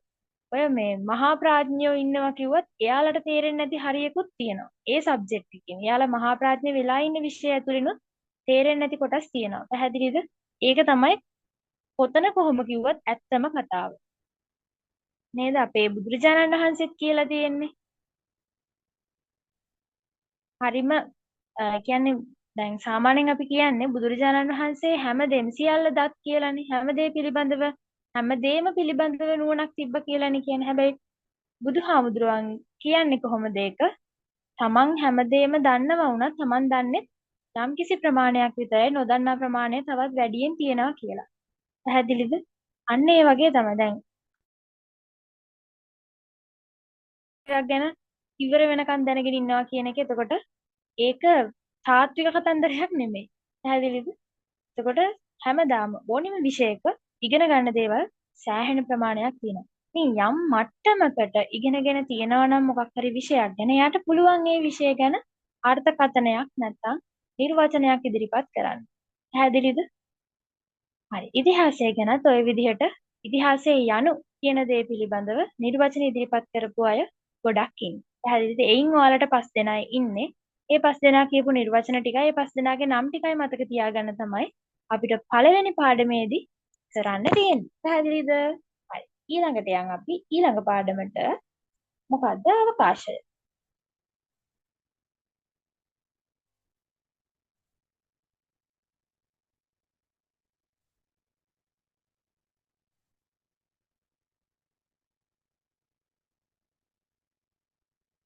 ඉතිහාසයේ හැඳින්වීම හරි. දැන් අවකාශය. ඔන්න පුතේ. අවකාශය කියලා පාඩමක් තියෙනවා. මේ මොකද්ද මේ? අවකාශය කියන්නේ ළමයි මේ අපි දැන් ඔයාලා මේම අත් දෙක නිකන් වනන්න හොලවන්න අත් දෙක. එතකොට ඒ අවකාශය නේද? ඒ අවට පරිසරය කියන්නේ අවකාශයට තමයි. ඉතින් මේ අවකාශයේ යටතේ අපිට ඉගෙන ගන්න තියෙනවා මොනවද? ලංකාව ගැන. ලංකාව ගැනයි අසල්වැසි ඉන්දියාව ගැනයි තමයි අපිට ඉගෙන ගන්න තියෙන්නේ. ලංකාවේ අභ්‍යන්තර භූගෝලීය සාධකය කියන්නේ ලංකාවේ තියෙන මොනවද? මේ පාඩම් පුතේ ප්‍රධාන කොටස් දෙකකට බෙදෙනවා. මම මෙතන මෙහෙම ලියන්නම්. මෙන්න මෙහෙම ප්‍රධාන කොටස් දෙකකට බෙදෙනවා. මොනවද? බාහිර භූගෝලීය සාධක. අවකාශය කියලා කියන්නේ වරහණක් දාලා ලියා ගන්නකො භූගෝලීය සාධක කියලා. ඔයාලා දන්න වචනේනේ. භූගෝලීය සාධක. බාහිර භූගෝලීය සාධක කියලා එක කොටසක් බෙදෙනවා. අනිත් එක බෙදෙනවා අභ්‍යන්තර භූගෝලීය සාධක කියලා. පුතේ බාහිර කියන්නේ මොකද්ද? දැන් ඔයාලගේ මේ ගෙදරින් බාහිර පාර්ශව කියන්නේ අල්ලපු ගෙදර, නෑදෑ ගෙවල්, පන්සල, ඉස්කෝලේ, ඉස්පිරිතාලේ. ඕවා බාහිර නේද? ඒතර අභ්‍යන්තර කියන්නේ මොකටද එහෙනම්? ඔයාලා ගෙදර අභ්‍යන්තරය කියන්නේ ඔය කට්ටිය. අම්මා තාත්තා ඔයා නංගි මල්ලි ඊළඟට ආච්චි සීයා යාලා ඔක්කොම ඔයාලා ගෙදර නම් ඉන්නේ. අන්න ඔයාලා ගෙදර අභ්‍යන්තර ඇතුලේ ඉන්න කට්ටිය. අභ්‍යන්තර කියන්නේ ඇතුළ තියෙන දේ. පැහැදිලිද? ඉතින් ලංකාව ඇතුලේ මොනවද තියෙන භූගෝලීය සාධක? මොනවද තියෙන්නේ? ගංගා තියෙනවා, කඳු තියෙනවා, කපලු තියෙනවා, කඳු වැටි තියෙනවා නේද? කඳු වැටි කඳු එකක්. ඊළඟට වරාය පද්ධතියක් තියෙනවා, මධ්‍යම කඳු කරේ තියෙනවා. ඉතින් ඔන්න ඔය ටික ගැන අපිට ඉගෙන ගන්න තියෙනවා. ඕවා ගැන දන්නේ නැද්ද ඔයාලා? අහලා නැද්ද? අදුම දැව්වේ නෑනේ. අහලා තියෙනවා දන්න. ඉතින් ඔය දේවල් ගැන පොඩ්ඩක් පිළිවෙලට ඉගෙන ගන්න තමයි තියෙන්නේ. එහෙම අමාරුවක් නැහැ ළමයි. හරිද? ඊළඟට බාහිර භූගෝලීය සාධක. මොකද්ද බාහිර කියන්නේ පිටතින්නේ? එහෙනම් ලංකාවට පිටතින් තියෙන දේවල් ගැන ඉගෙන ගන්න තියෙනවා. ලංකාවට ගොඩාක් පිටතින් තියෙන දේවල් ගැන නෙමෙයි මෙතෙන්දි කතා කරන්නේ ඉන්දියාව ගැන. ඉන්දියාව ලංකාවට ආසන්නයේ පිහිටීම ගැන අපි කතා කරනවා. ඊළඟට ලංකාවයි ඉන්දියාවයි වෙන් වෙලානේ තියෙන්නේ. අන්න ඒක ගැන අපි කතා කරනවා.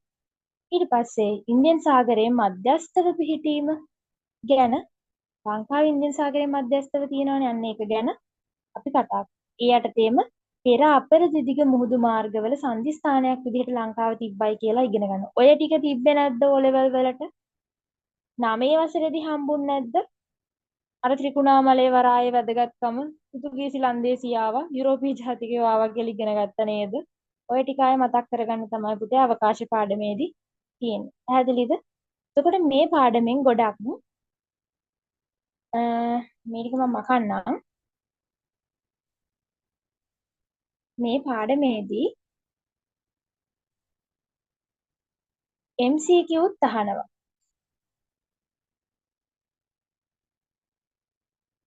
හරිද? MCQත් අහනවා. ඒ වගේම රචනා ප්‍රශ්න. හැමදාම රචනා ප්‍රශ්න එන පාඩමක් ඕක. පැහැදිලිද? MCQ රචනා ප්‍රශ්නත් වෙනවා. ඒ වගේම සිතියම. සිතියමේ ස්ථාන කීයක් තියනවද?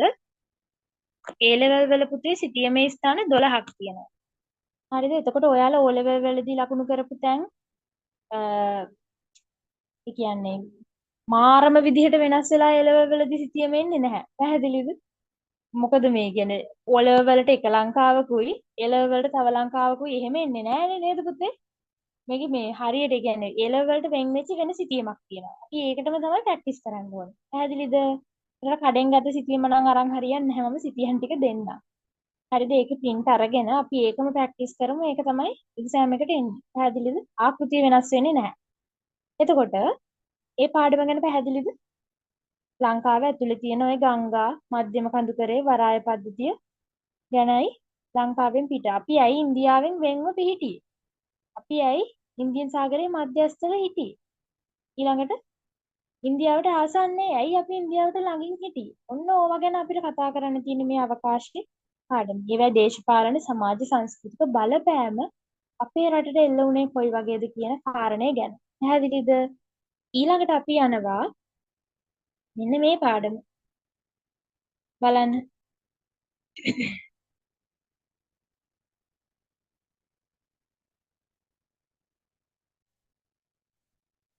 ඔන්න මූලාශ විභාගය.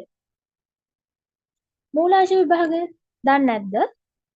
අනේ ළමයි අර සාහිත්‍ය මූලාශ, පුරාවිද්‍යාත්මක මූලාශ කියලා ඉගෙන ගන්න මේ පාඩම.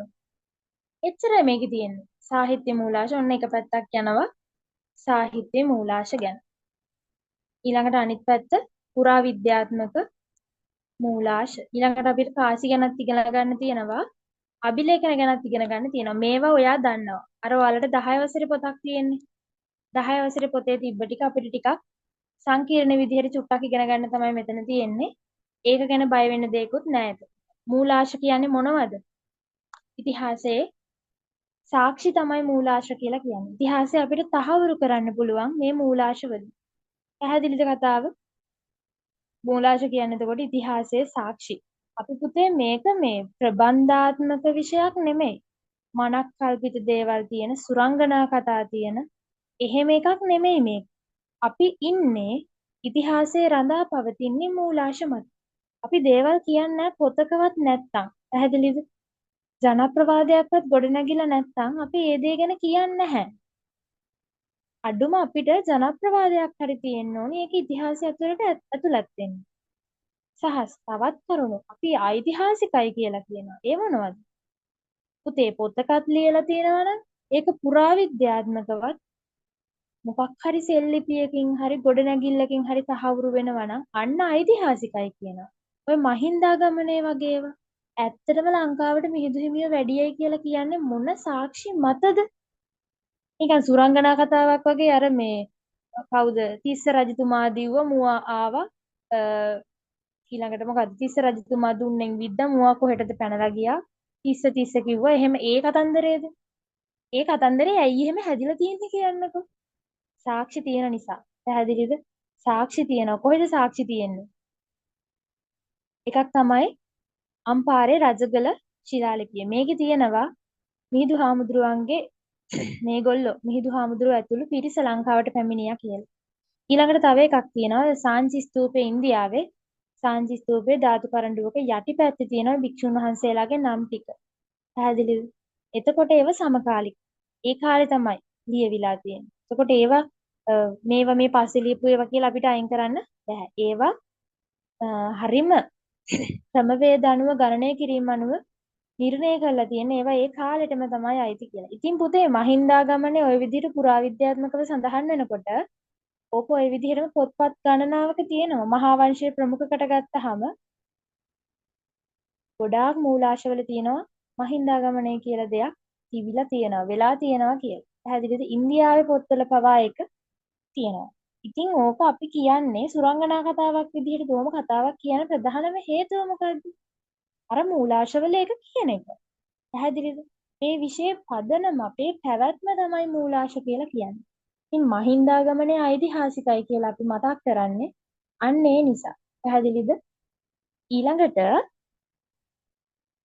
තව තියෙනවා මේ පාඩමේ පුතේ. මේකෙනොත් ඔයාලගේ MCQ පුතේ 10ක් විතර අහනවා. MCQ 40ක් තියෙනවා ඔයගොල්ලන්ට. MCQ 10ක් විතර. 10ක් 40න් 10ක් විතරම මේ පැත්තට බරයි. මූලාශ්‍ර පාඩම. පැහැදිලිද? පොඩ්ඩක් පාඩම් කරන්න තියෙන්නේ පාඩමේ. හරිම ලේසි. හරිද? අර රචනා ඒ කියන්නේ ඔයාලා රචනා ප්‍රශ්න ලියන්න පොඩ්ඩක් අකමැති වගේ නම් ඒක හදාගන්න පුළුවන් හිතන්න එපා. MCQ වලට අර MCQ වලට බරයි නම් ඔයාලා පාඩම් කරන්න පුළුවන් නම් කියන්නේ පාඩම් කරන්න හැමෝටම පුළුවන් පාඩම් කරන්න. පොඩ්ඩක් අර අවබෝධයෙන් පාඩම් කරන එක තමයි ළමයි මග හරින්නේ. ඒක නිසා මේකේ මේ සෑහෙන පාඩම් කරන්න ටිකක් තියෙනවා. ඒ කියන්නේ අපිට ලකුණු ගන්න පුළුවන් පාඩමක් මේක. MCQ 10ක් ගන්නවා කියන්නේ දෙයියනේ තව 30යිනේ තියෙන්නේ. හරිද? ඒක නිසා සෑහෙන ලකුණු උදුරලා ගන්න පුළුවන් පාඩමක් තමයි මූලාශ්‍ර විභාගය කියලා කියන්නේ. එතකොට ඒ පාඩම ওই විදිහට තියෙනවා. ඊට පස්සේ එනවා ජනාවාස වල ආරම්භය හා ව්‍යාප්තිය. මේ බලන්න. තව දෙයක් මම දැන් මතක් වෙච්ච වෙලාවේ කියන්නම් මේ හැම පාඩමකටම ඔයාලට ටියුට් එකක් දෙනවා. හරි ටියුට් එකක් දෙනවා හැම පාඩමකටම ලස්සන පිට කවරයක් තියෙන හොඳ ටියුට් එකක්. හොඳ ටියුට් එකක් කියන්නේ පුතේ ඔයාලට ඒකේ වැඩ කරන්න පුළුවන්. හරිද? දැන් අර ඉතිහාසයේ කොහොම නිකාං ඡේද ගානක් දීලා තියෙන එහෙම ටියුට් එකක් කියලානේ හිතන්නේ. එහෙම එකක් නෙමෙයි. ඔයාලට ලියන්න පුළුවන් අර හිස්තන් දාලා සහ අපිට අර සාකච්ඡා කරමින් කරන්න පුළුවන් ටියුට් එකක් තමයි. පෝස්ටර් චාර්ජ් මොකුත් ඇඩ් වෙන්නේ නැහැ. ටියුට් එක හරිද ඒ කියන්නේ හැම පාඩමකටම ටියුට් එකකින් තමයි පටන් ගන්න. පැහැදිලිද? ඊට පස්සේ අපි ඊළඟ පාඩමට මෙන්න මේක. මේ තියෙන්නේ ජනාවාසවල ආරම්භය හා ව්‍යාප්තිය. මොකද්ද ඔය? ජනාවාසවල ඔය ජනාවාස කියන මේ නම ඇහෙන්නේ කොහෙද ඔයාලට පළවෙනියට? chat එකට දාන්නකෝ. මොන පාඩම් වලදීද ඇහෙන්නේ? ජනාවාස කියන වචනේ. විජේ කුමාරයා ගැන කියද්දි තියෙනවා. හරි. තව මතක් කරන්න. හොඳයි ඈ අද මේ උත්තර දෙනවා කට්ටිය. උද්‍යෝගිමත්ව ඉන්නවා. හරි. එහෙම උද්‍යෝගයේ තියාගන්න ඕනේ ළමයි. හරිද? මයික් ඔන් කරලා අහන්නත් පුළුවන් ප්‍රශ්න කමක් නැහැ. ප්‍රශ්න අහනවා නම් හොඳයි. එතකොට ගැටලු නැති වෙනවා. ඒ අහන්න කම්මැලි නම් chat එකට හරි දාන්න.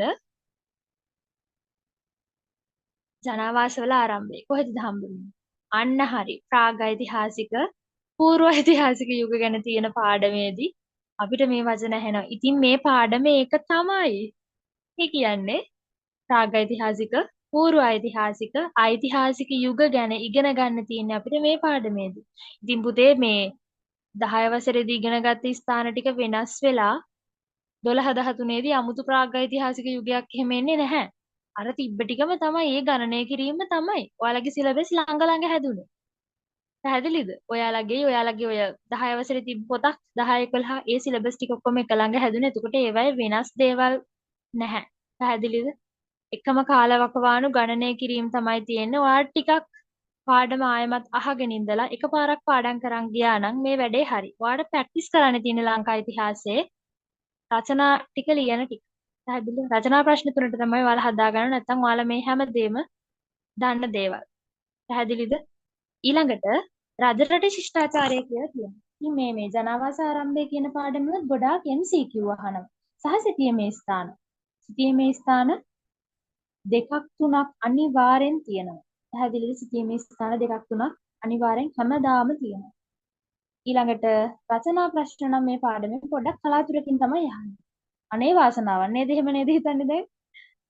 හරි. ඒ පාඩම එහෙම නෑ ළමයි ඔයාලට කැමති ප්‍රශ්නයක් තෝරගන්න පුළුවන් 12 වසරේ. ඒක තමයි ඊළඟ වාසිය. හරිද? ඔයා කැමති මේ පාඩම් වලින් ඔයා කැමති ප්‍රශ්නකට ලෑස්ති වෙලා යන්න. ඒක එනවා. පැහැදිලිද? ඊළඟට අපි යන් ඊළඟ පාඩම ගැන කතා කරන්නේ. මෙන්න මේක. රජරට ශිෂ්ටාචාරය පොළොන්නරුව අවසානයේ දක්වා. ඉතින් රජරට ශිෂ්ටාචාරය ගැන දන්නේ නැද්ද? ඔය දුටු ගැමුණුල වලගම්බල නිශ්ශංක මල්ලල ඔක්කොමලා හිටියේ රජරට ශිෂ්ටාචාරය තමයි. රජරට ශිෂ්ටාචාරය කියන්නේ කොහෙටද? අනුරාධපුරේ විතරද? නෑ නේද? අනුරාධපුරයයි පොළොන්නරුවයි දෙකම තමයි රජරට ශිෂ්ටාචාරය කියන්නේ. ඉතින් අපිට පොළොන්නරුව දක්වා ඉගෙන ගන්න තියෙනවා මේකෙදි. පුතේ මේකෙදි නිකන් හිතෙන්න පුළුවන් සෑහෙන ලොකු පාඩමක් කියලා. එහෙම නෑ. අපිට ඉගෙන ගන්න රජවරු කිහිප දෙනා ඉන්නේ. එතන ලියා ගන්නකො පණ්ඩුකාභය ප්‍රධාන වෙනවා. හරිද? පණ්ඩුකාභය රජතුමා. අන්න ළමයි මට දැන් මතක් වුණේ. ඒකත් හොඳ වෙලාවට මතක් වුණේ. මෙතෙන්දි ඔයාලට කරන්න වැඩක් තියෙනවා. දැන් අද පළවෙනි දවසේනේ ක්ලාස් එකේ අදම පටන් ගන්න ඕනි වැදගත් වැඩක් තියෙනවා. ඒ තමයි ෆිල්ම් ටික බලන එක. හරිද? අපිට මාරම වාසියක් මේ විෂයට ඔය ෆිල්ම් ටික. ඉතිහාසයේ සම්බන්ධ ෆිල්ම් තියෙන්නේ. ඔය මොනවාද? මහරජ ගැමුණු ඊළඟට ආලෝක උදපාදි වලගම්බ රජතුමා ගැන යන කතාව. ඊට පස්සේ ෆිල්ම් ටික. හරිද? ටෙලි ඩ්‍රාමා නෙමෙයි ෆිල්ම්. එතකොට තව තියෙන්නේ මහින්දාගමනය ගැන, සිරිදළදාගමනය, ඊට පස්සේ මොනවද තව තියෙන්නේ? විජේ කුවේණී. දැන් ඔයාලා පොඩි ළමයි නෙමෙයිනේ නේද? ඇඩ්වාන්ස් ලෙවල් ළමයි. Tamanට කියන්නේ දේවල් තෝරලා බේරලා බලන්න ඕනේ ෆිල්ම් ටික. අනේ ඇත්තටම සෑහෙන වටින වැඩක් මේ ෆිල්ම් ටික බලන්න. මොකද මේ රජවරු ගැන කතා කරනකොට මම ඔයාලට උගන්වන්න කලින් මෙයාලා ගැන චිත්‍රයක් මේ චරිත ගැන මොනවා හරි රූප ටිකක් ඔළුවේම ඇවිලා තියෙනවා නම් ඔයාලට මතක තියාගන්න හරිම ලේසි ළමයි. ඒ චිත්‍රවල සිනමාත්මක පැත්ත මේ චිත්‍රපටිවල සිනමාත්මක පැත්ත හදන්න ඕන නිසා දැන් ඉතිහාසගත කතා පුවත ඒ විදිහටම ඉදිරිපත් කරන්න බැරි අවස්ථා තියෙනවා චිත්‍රපටිවලට. හේතුව මොකද්ද? එතකොට සරලවම ෆිල්ම් හෝල් වහන්න වෙනවා. ඇයි මිනිස්සු යන්නේ නැහැ? බෝරින් නේ. ඉතිහාසගත කතා පුවතක් එහෙමම ඉදිරිපත් කරන්න ගියොත්. ඒක නිසා ඩිරෙක්ටර් මොනවද කරන්නේ? මිනිස්සු ඇද ගැනීම නැත්නම් ඒක හදන්නේ ඇත්තටම මිනිස්සුන්ට බලන්නනේ නේද? ප්‍රේක්ෂකයෝ සඳහානේ. ඉතින් ප්‍රේක්ෂක ආකර්ෂණය දිනා ගන්න ඕනේ නිසා ඉතිහාසගත සමහර කතන්දරවලට අලුතින් දේවල් ඇඩ් කරලා තියෙනවා. පැහැදිලිද? ඒක එහෙමයි කියලා ඒ මිනිස්සු සම්පූර්ණයෙන්ම ඉතිහාසගත කතා පුවතෙන් බැහැර වෙන්නේ නෑ ළමයි. අන්න ඒක තමයි අපිට වාසිදායක තත්ත්වය. පැහැදිලිද? සමහර තැන් වෙනස් වෙනවා. ඒ තැන් ගැන අපි පොඩ්ඩක් අවධානයෙන් ඉන්න ඕනේ. ෆිල්ම් එක බලන්න උදාහරණයක් විදිහට වලගම්බ රජතුමා ගැන කියලා දෙනකොට තියරි එකක් තියෙනවා වලගම්බ රජතුමා ගැන. එතකොට හිතන්න මේ ආලෝක උදපාදි ෆිල්ම් එක ඔයා බලලා තියෙනවා. මම දැන් ඔයාට උගන්වන්න යනවා වලගම්බ රජතුමා ගැන. පුතේ හරිම ලේසි ඉගෙන ගන්න. ඇයි? වලගම්බා කියන චරිතය අතන නළුවෙක් එක රඟපානවන්නේ. ඉතින් මම දැන් වලගම්බ රජතුමා මෙන්න මෙහෙට ගියා සටන් කරන්න මෙහෙ හැංගිලා හිටියා. එහෙම කියනකොට ඔයාට ඔය ටිකම ඇවිල්ලා පේනවා. එහෙම මේ පණ දාගෙන පාඩම් කරන්න ඕනි. අර වතුර මොනවද මේ තියෙන්නේ මේ බාල්දියක කකුල් දෙක ඔබාගෙන පාඩම් කරන්න ඕනි. ඔළුවේ උඩින් අර ජටාවද්දම ඔය ළමයි කරන වැඩ. හරිද? ජටාවද්ද මොකද්ද බැඳගෙන ඒකට වතුර හලාගෙන අර නිින්ද යනවට. එහෙම මේ අනේ දුක් විඳින්න ඕනි නෑ අර සතර අපායේ ගියා වගේ. පාඩම් කරන්න. හරිද? පාඩම් කරන්න ඉච්චර දුකක් විඳින්න ඕනි නැහැ. මේ සබ්ජෙක්ට් එක ඇතුළේදී. ඒක තමයි පළවෙනි දේ. හරිද? වැදගත්ම දේ පුතේ. ෆිල්ම් ටික බලලා තියන්න. මේකට සෑහෙන්න ඵල ප්‍රයෝජනවත් වෙනවා ඒක. තේරෙනවද මං කියන දේ? මමත් ප්‍රායෝගිකව දැන් කාට හරි මේක ගැන කියන්න පුළුවන් විවේචනාත්මකව ෆිල්ම් වල තියෙන එකක් පොත්වල තියෙන තව එකක්. හරි ඉතින් තව එකක් තමයි තියෙන්නේ. ඒක එහෙම තමයි. ඒනට අපිට ෆිල්ම් එක බලලා ඒ රූප ටික ඔලුවට ගන්න පුළුවන්. ඒකෙන් අපිට පුතේ තියරි එක ලස්සනට මතක තියාගන්න පුළුවන්. අපි පාඩම් කරන්න ඕනේ තියරි එකේ තියෙන දේ ෆිල්ම් එක ඔලුවට ගියාට. පැහැදිලිද? ඔය මේ සමහර නම් ගම් මෙහෙම වෙනස් ඉතින් ඒව චුට්ටක් අවබෝධයෙන් ඉන්න ඕනේ. බබාලා නෙමෙයිනේ නේද? ඇඩ්වාන්ස් ලෙවල් කියන්නේ දේවල් තේරෙනවා. එතකොට නෝට් එකට ප්‍රධාන තැන දෙන ගමන් ෆිල්ම් එක ඔළුවේ තියාගන්න. පාඩම් කරන්න ඕක තරම් හොඳ විදිහක් ඔය රජවරු ගැන එහෙම. පාඩම් කරන්න ඊට වඩා හොඳ විදිහක් නැහැ. පැහැදිලිද? ඊළඟට ඔය ගෙදර ඉන්නව නේද පොඩි ඈයෝ? ඒ කියන්නේ පොඩි නංගිලා මල්ලිලා එහෙම. ඒ ළමයින්ට හැමදාම කියන්නේ ඔයාලට මොකක් හරි ඔය රජ කතාවක් එහෙම කියලා දුන්නාම එයාලටත් ඒක කියලා දෙන්න. ඒගොල්ලෝ දැනගෙන හිටියට කමක් නැහැ. ආයෙත් කියලා දෙන්න. හරිද? ඒකත් හොඳ පාඩම් කරන විදිහක්. නිකාං පොත දිහා බලාගෙන අර අකුරු ටික අකුරු ගොඩ දිහා බලාගෙන නැත්නම් ටියුට් එකක් දිහා බලාගෙන ඔහේ තනියම කියෝ ඉන්නවට වඩා ඒක පළවෙනි පාර කරන්න. ඒ කරුණු ටික ඔළුවට දාගන්න මුලින්ම. වලගම්බා රජතුමා ගැන නම් හරි වලගම්බා ගැන තියෙන්නේ මොන මූලාශ්‍රවල. මුලින්ම ෆිල්ම් එක බලන්න ඕනේ හරිද? ෆිල්ම් එක බලලා අන්න යනවා පොතපත. අපි රැඳෙන්න ඕනේ හැම වෙලේම කොහෙද? නෝට් එකත් එක්ක. නෝට් එකේ තියෙන දේවල්ම තමයි පාඩම් කරන්න ඕනේ. ෆිල්ම් එකේ තියෙන දේ ඔයාගේ පුතේ මානසික සුවයටත් හොඳයි ඒක. පැහැදිලිද? ඔක පොතේ මෙල්ලිලා ඉන්නවට වඩා අර දේ වටිනවා. ෆිල්ම් එකක් බලන එක. ඒක නිසා තියෙන රජකතා සියල්ල කෙරෙහි අවධානය දෙන්න ඔයාලට කල් තියෙන නිසා පිළිවෙලට වැඩ ටික කරගෙන එන්න පුළුවන්. මම කියන දේ ප්‍රායෝගිකයි. මොකද මම ඒක කරා නිසා. හරිද? මමත් ෆිල්ම් බැලුවා ඒ ලෙවල් කාලෙදී සහ දැනටත් සමහර වෙලාවට ඔළුව රිලැක්ස් කරගන්න වුණාම මම ගිහලා ඔය රච කතාවක් එහෙම බලනවා. හරිද? එතකොට එකක් ඒක මගේ විෂයට හොඳයි සහ ඒකෙන් නිදහසක් දැනෙනවා. පැහැදිලිද? ඒක නිසා අර ගොඩාක් අමාරුවෙන් මම අර කිව්ව විදිහට සතර අපාය ගියා වගේ දුක් විඳ පාඩම් කරන්න දෙයක් නෑ පුතේ. දෙන වැඩේ එදාම කළා දාන්න. එතනින් එහා ඒක ගැන ආය කතාවක් නෑ. පැහැදිලිද? ඔන්න ඔය රජරට ශිෂ්ටාචාර රජවරු ටික ගැන මතක තියාගන්න. පැහැදිලිද? මතක තියාගන්න කියන්නේ පණ්ඩුකාභය ගැන. පඬුවබා කියලා ෆිල්ම් එකක් යනවා. ඒකේ ටෙලිඩ්‍රාමා බලන්න යන්න එපා. එපිසෝඩ් ගොඩාක් තියෙනවනේ. එතකොට විකාරයක් වෙනවා. පඬුවබා කියලා ෆිල්ම් එකක් ගහලා නේද? පරිම ෆිල්ම් එක පැය දෙකක් පැය තුනක් යනවා කියන එක තුනකට වඩා යන්නේ නැහනේ. ඉතින් මේ බලලා තියාගන්න ඒක. පැහැදිලිද? ඊට පස්සේ රජරට ශිෂ්ටාචාරයෙන් පසු අවධිය කියලා මේ පාඩමේදී පණ්ඩුකාභය රජතුමාගෙන් පටන් ගත්තාම අපේ ඊට පස්සේ දේවානම්පියතිස්ස මේව මම දෙනවා එකින් එක ආයේ. හරිද? දේවානම්පියතිස්ස ඊට පස්සේ දුටුගැමුණු මාගම රාජධානිය කියලා වෙනම එකක් තියෙනවා. ඔය මේ මහින්දාගමනය. හරිද? මහින්දාගමනය කියන ෆිල්ම් එක අනිවාර්යෙන් බලන්න. ඒකේ පෙන්නනවා මාගම රාජධානිය ගැන හැම ආරම්භ වුණේ කොහොමද කියන දේ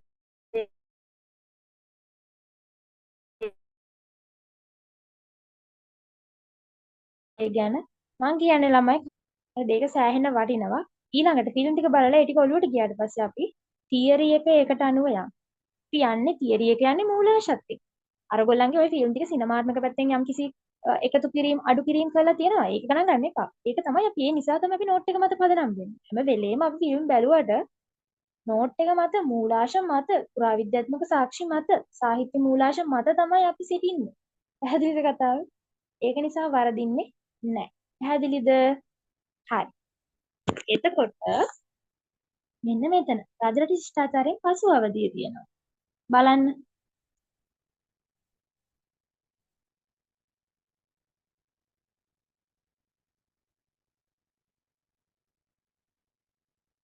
මෙන්න මේක. රජරට ශිෂ්ටාචාරයෙන් පසු අවධිය කියන්නේ. අර ඕගොල්ලෝ ඉස්සර කියන්නේ අපෝදයා කුසියේ ගම්බිරිස් කොමචන් කියලා අහනව නේද?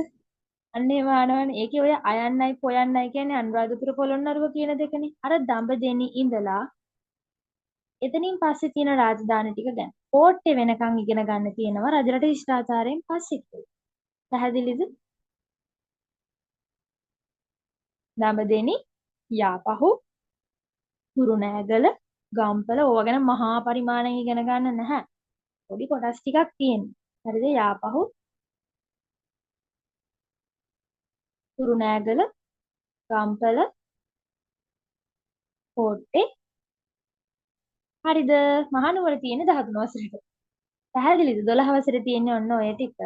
දැන් මම ඔය විදිහටම 13 වසරේ සිලබස් එකක් දාන්න. හරිද? සිලබස් එක කියන ඔයාලගේ තියෙන පාඩම් ටික. අපි ඒ ටිකත් කතා කරමු. දැන් ලියාගන්නකෝ මාතෘකාව 13 වසර විෂය නිර්දේශය කියලා.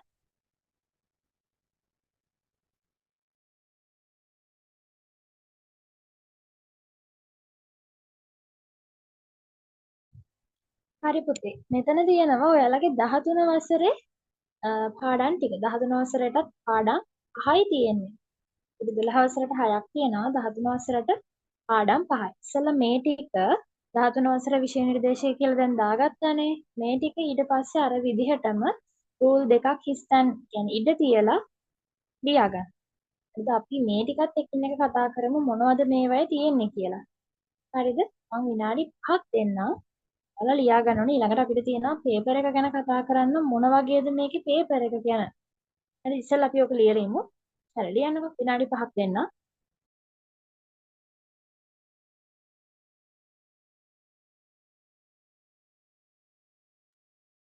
හරි. බලන්නකෝ 16 වෙනි සියවසේ සිට හරි ඔයාලා ලියන්න මම කියන්නම්. අකුරු පැහැදිලි නැද්ද දන්නේ නැහනේ. ඒක නිසා බලන්න 16 වෙනි සියවසේ සිට 18 වෙනි සියවසට ශ්‍රී ලංකාව 16 වෙනි සියවසේ සිට 18 වෙනි සියවසට ශ්‍රී ලංකාව.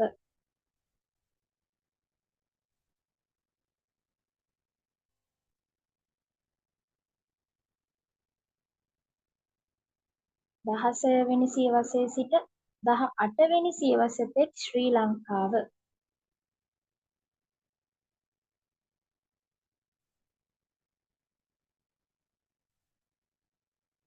ඊට පස්සේ 8වෙනි පාඩම ශ්‍රී ලංකාවේ බ්‍රිතාන්‍ය බලය පිහිටුවීම හා ස්ථාපිත කිරීම. ශ්‍රී ලංකාවේ බ්‍රිතාන්‍ය බලය මේ ඔයාලගේ 13 වසරේ. කියන්නේ මේ 11 වසරේ. හරිද? 11 වසරේ තිබ්බ ටික තමයි මෙතන තියෙන්නේ. ඒක නිසා අර මාර විදිහට ස්ට්‍රෙස් වෙන්න ඕනේ නෑ සබ්ජෙක්ට් එක. හැදිලිද? ශ්‍රී ලංකාවේ බ්‍රිතාන්‍ය බලය පිහිටුවීම හා ස්ථාපිත කිරීම.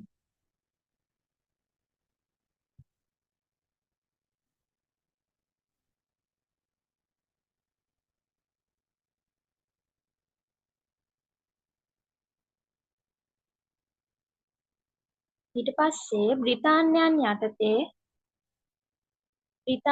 යටතේ ආර්ථික සහ සමාජීය වෙනස්කම් 48 දක්වා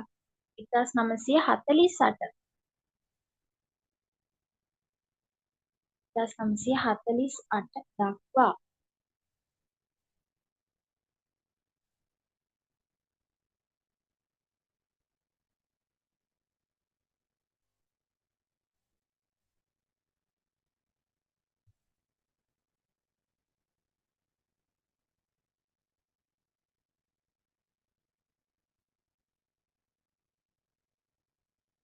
දහවෙනි එක ජාතික ව්‍යාපාර හා ආණ්ඩුක්‍රම ප්‍රතිසංස්කරණ. ජාතික ව්‍යාපාර හා ආණ්ඩුක්‍රම ප්‍රතිසංස්කරණ.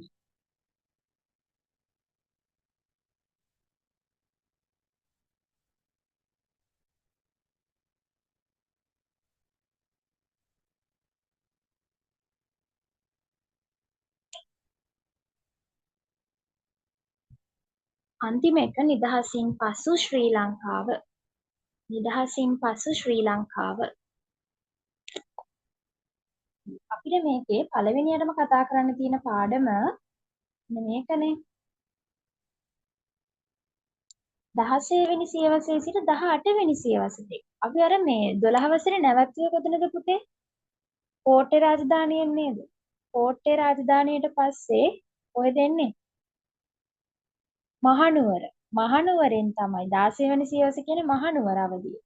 හරිද? මහනුවර යුගය ගැන සහ ලංකාව ඉංග්‍රීසීන්ට යටත් වීම, රාජධානී ඉංග්‍රීසීන්ට යටත් වීම සහ පෘතුගීසි ලන්දේසි යුගය ගැන තමයි මෙන්න මේ පාඩමේදී අපිට කතා කරන්න තියෙන්නේ. පෘතුගීසීන්ගේ සංස්කෘතිය අපේ රටට එනවා, ලන්දේසීන්ගේ සංස්කෘතිය අපේ රටට එනවා නේද? ඔන්න ඔය දේවල්. අර දූත ගමන් ටික කොහොමද යාලා ලංකාවට අවධානය යොමු කරේ? ඕවා තිබ්බ නේද? 9 වසරේදීත් තිබ්බ, 11 වසරේදීත් තිබ්බ. ඉතින් ඒ ටික ආයේ ඉගෙන ගන්න තමයි මෙතනදි මේ තියෙන්නේ. පැහැදිලිද? ඊළඟ පාඩම බලන්න. ශ්‍රී ලංකාවේ බ්‍රිතාන්‍ය බලය පිහිටුවීම හා ස්ථාපිත කිරීම. ඉංග්‍රීසීන් යටතට ශ්‍රී ලංකාව පත් වෙනවා. ඊට පස්සේ අපේ රටේ පාලනයට මොන වගේ දෙයක්ද වෙන්නේ? අපේ රජුරෝ කියන තනතුර නැති වෙලා යනවා නේද? ඒකාධිපති පාලනය කියන දේ නැති වෙලා යනවා. රාජාණ්ඩු පාලන ක්‍රමය නැති වෙලා යනවා නේද? ඔය ටික ඊළඟට ඒගොල්ලන්ගේ සංස්කෘතිය අපේ රට ඇතුළට එනවා. ඒගොල්ලෝ අපේ රටේ දේවල් ක්‍රියාත්මක කරන්න හදනවා. අපේ රටේ කට්ටිය ඊට විරුද්ධව නැගී සිටිනවා. ඔන්න ඔය ටික. ඒ කියන්නේ ඉංග්‍රීසින් යටතේ ලංකාවේ මොන වගේ තත්ත්වයක් දුන්නේ කියලා තමයි මේ පාඩමේදී ඉගෙන ගන්න තියෙන්නේ. ඊට පස්සේ මෙන්න මේවා. බ්‍රිතාන්‍යයන් යටතේ අපේ රටේ සිද්ධ වෙච්ච ආර්ථික දැන් ඉංග්‍රීසින්ට යටත් වෙලා ඉවරයි. ඔන්න අපි ඒගොල්ලන්ගේ යටතේ අපිට සිද්ධ වෙන්නේ මොනවද කියලා තමයි තියෙන්නේ. අපේ ආර්ථිකය ළමයි ඔය කෝපි වගාව, සිංකෝවා, කොකෝවා නේද? රබර් ඕවා ඊළඟට සමාජීය වෙනස්කම් කියනවා. මොනවද සමාජයේ වෙලා තියෙන්නේ? ඔය ටික හැමදේම ඔයාලා දන්නවා මීට කලින්. පැහැදිලිද? අපිට තියෙන්නේ අලුතින් මතක් කර ගැනීමක් සහ පිළිවෙලට ඉගෙන ගැනීමක්. හරිද?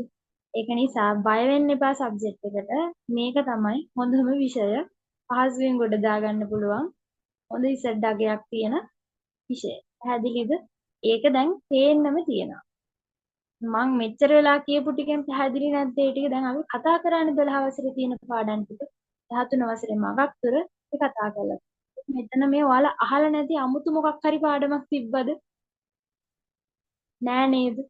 ඔයාලා දන්න පාඩම් ටික තියෙන්නේ. ඉතින් මම ඒකයි කියන්නේ 150ක් ඔයා හදාගෙන තියෙන්නේ මේ වෙනකොටත් 6 වසරේ ඉඳන් 11 වසර වෙනකන් ඔයාලට මේක තිබ්බ නිසා ඉතුරු ටික අපි පිළිවෙලට හදාගමු. සහ මේ පාඩම් දෙකක් කතා කරලා කතාවට බහිමුකෝ. ජාතික ව්‍යාපාර හා ආණ්ඩු ක්‍රම ප්‍රතිසංස්කරණ ගැන තියෙනවා.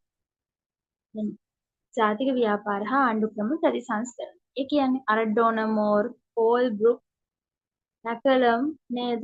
ඔන්නෝවා ඔය ටික ගැන තියෙන්නේ. ඔයා පොලිටිකල් කරනවා නම් ඔයාට තවත් ලේසි ඔය පොලිටිකල් පැත්තට අර පාඩමක් ජාතික ව්‍යාපාර හා ආණ්ඩු ක්‍රම ප්‍රතිසංස්කරණ කියලා කියන්නේ. හරිද? එතකොට මේ පාඩමේ දන්නේ නැති දේවල් නැහැ. ඔයාලා දන්න දේවල්ම තමයි තියෙන්නේ. ඊළඟට නිදහසින් පසු ශ්‍රී ලංකාව. අපිට නිදහස ලැබුණාට පස්සේ ලංකාවේ තත්ත්වය කොයි වගේද? දේශපාලනිකව මොන වගේ දේවල්ද වෙන්නේ? ඊළඟට ඔය නිදහස ලබා ගැනීමට කරපු කාර්යයන් ටික මොනවද? ඔන්න ඔය ගැන අපි සාකච්ඡා කරමු. මේ හැමදේම පැහැදිලිව A to Z ඔයාලට ආයෙ මුල ඉඳන් කියලා දෙනවා. පැහැදිලිද? ඔන්න ඔච්චරයි ළමයි අපිට 12 13 වසරේ ලංකා ඉතිහාසයේදී ඉගෙන ගන්න තියෙන පාඩම් ටික. පැහැදිලිද? දැන් ඔයාලට මම කිව්වනේ පොත් දෙකක් ගන්න කියලා. දැන් ලංකා ඉතිහාසයේ පොත අද හරි. ඔය විදිහටම අනිත් රෙකෝඩින් බලලා ඉගෙන වගේ අදාළ කොටස ඉන්දියන් හෝ යුරෝප් හෝ නූතන ලෝක ඉතිහාසයේ මේ කොටස් බලලා ඔයා කැමති කොටසක් තෝරගෙන ඒකට අදාළව ඉතුරු පොතක් හදා ගන්න ඕනේ ඔය අද හදාගත්ත පිළිවෙලට. පැහැදිලිද? මොකද පේපර් එක යන්නේ එකම පිළිවෙලට. අපි දැන් යනවා දැන් මාතෘකාව ලියාගන්න ප්‍රශ්න පත්‍ර ව්‍යුහය කියලා. ලංකා ඉතිහාසයේ ප්‍රශ්න පත්‍ර ව්‍යුහය. පියම් පේපර් එක පැත්තට මම ස්ක්‍රීන් එක ෂෙයා කරන්නම්.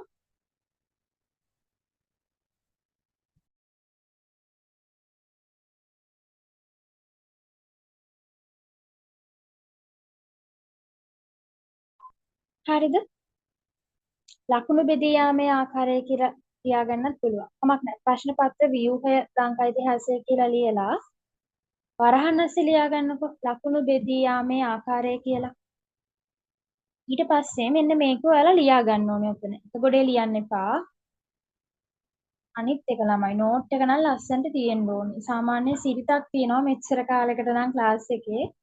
මට හැමදාම නෝට් ටික දානවා ළමයි. ඒ කියන්නේ අද දවසේ කරපු ටිකේ ෆොටෝස් ගහලා ඇත්තටම නෝට් එක දානවා. හරිද? අඩුපාඩු තිබ්බොත් බලලා මම කියනවා. ඒක නිසා ඒක වැඩේටත් පුරුදු වෙන්න. ක්ලාස් එකට සම්බන්ධ වෙන කිසිම ළමෙක්ගේ නෝට් එකක් නොතිබෙන්න විදිහක් නැහැ. පැහැදිලිද?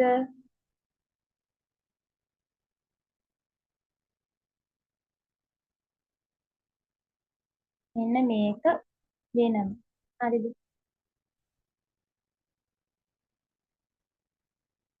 මේක වෙනම. මං දාන විදිහටම හදාගන්න කොටු ගහගත්තත් කමක් නැහැ. මේ ටික පුතේ මේ ටික ඔක්කොම මුලදිම මේ කියලා දෙන්නේ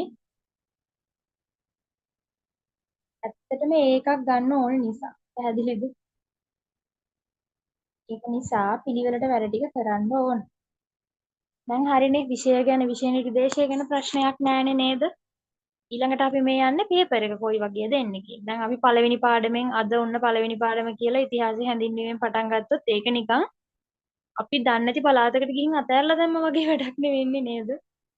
හැබැයි දැන් එහෙම වෙන්නේ නැහැ. දැන් ඔය පාඩම් වල පිළිවෙලට තමයි ඉක්මනගෙන යන්නේ. පැහැදිලිද? ওই විදිහට තමයි ඉස්සරහට වැඩ ටික කරන්නේ. හරි.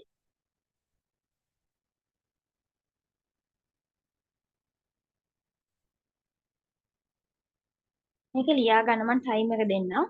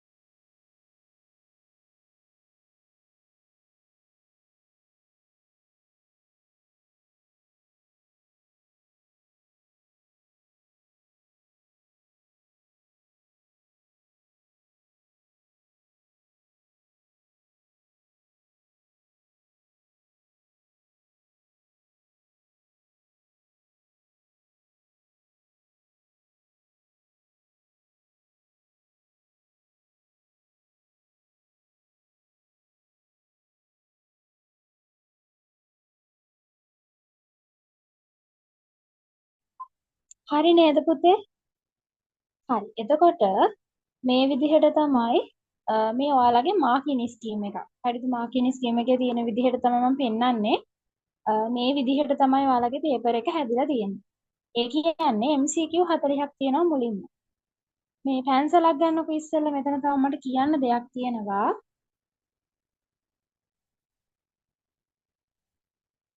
පැන්සලක් අරගෙන මෙන්න මෙතන පෑනෙන් කපන්න යන්න එපා. පැන්සලක් අරගෙන මේ 18 කියලා තියනවා නේද? ඒ 18 කියන තැන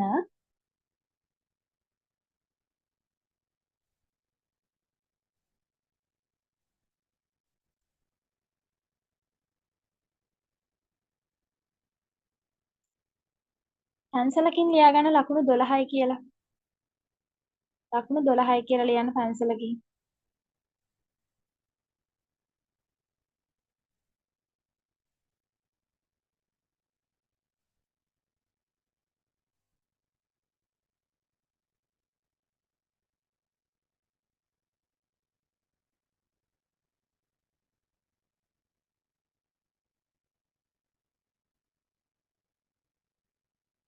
හරිද?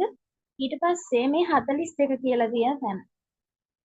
එයා ගාවිනුත් ලියන්න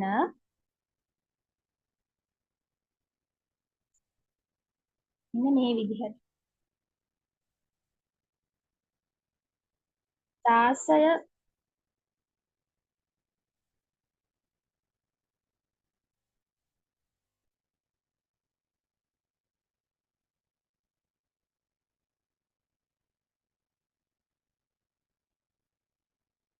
ගුණ කිරීම 3.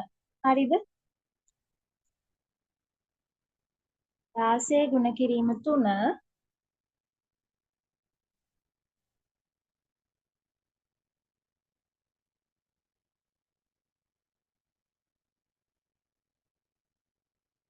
48. හරිද? 16 ගුණ කිරීම 3 48. පැහැදිලිද? පැන්සලෙන් ලියන්නේ ඉතුරු ටික හරි. සමහර වෙලාවට දැන් මාකින් ස්කීම් වල මේ විදිහට ලකුණු දෙන්න තිබ්බට සිටීමේ ස්ථාන වලට 12යි එන්නේ. සිටීමේ ස්ථාන 12ට මම පෙන්නන්නම් බලන්න. මේ තියෙන්නේ මේක යංගු ඉස්සරහට.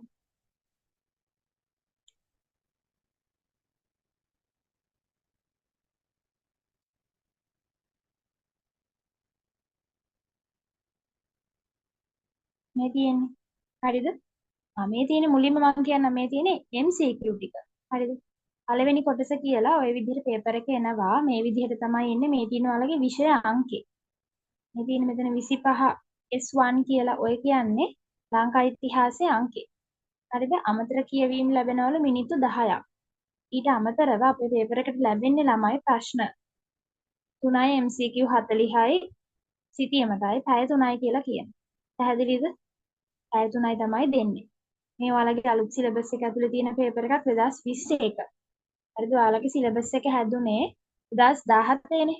17 එකේ එක්සෑම් එක තිබ්බේ 19. හරිද? එතකොට ওই විදිහට තමයි තියෙන්නේ. තාම සිලබස් එක වෙනස් වුනේ නැහැ. හරිද? ඉතින් මෙන්න මෙතන තියෙනවා කොතන ඉඳන් කොතනද තියෙන්නේ කියලා මම මේ ටික කියන්නම් අපහු මුලින් ඉඳන්. ඒ කියන්නේ මේ ඔක්කොම කොටස් වල අපිට ඉගෙන ගන්න තියෙන සීමාවන් මතක් කරන්නම් මම ආයේ. අන්තිමට මතක් කරන්නම් ඒක. මේ තියෙන්නේ. ඈත අතීතයේ ඉඳලා 78 වෙනකන්. ඈතක් වෙනකන් විතරයි ඉගෙන ගන්න තියෙන්නේ. පැහැදිලිද? මෙතන බලන්න මේ උපදේශ ටික දීලා තියෙනවා. මේ පේපර් එක මම ගෲප් එකකට දාන්නම්. ඔයාලා මෙහෙම කරා. දැන් ඔය ටික ලියාගත්තනේ ඔතන ඔය ලකුණු හැදෙන විදිහ. ඊළඟට මාතෘකාවක් දාන්න මේ විදිහට ප්‍රශ්න තෝරා ගැනීම. වෙනම පිටුවක හරි එතන පහළ ඉඳ තියනවා නම් ඒකෙම හරි දාන්නකො ප්‍රශ්න තෝරා ගැනීම.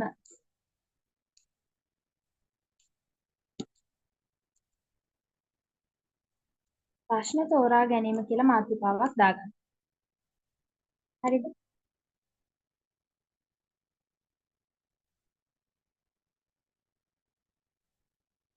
ප්‍රශ්න තෝරා ගැනීම.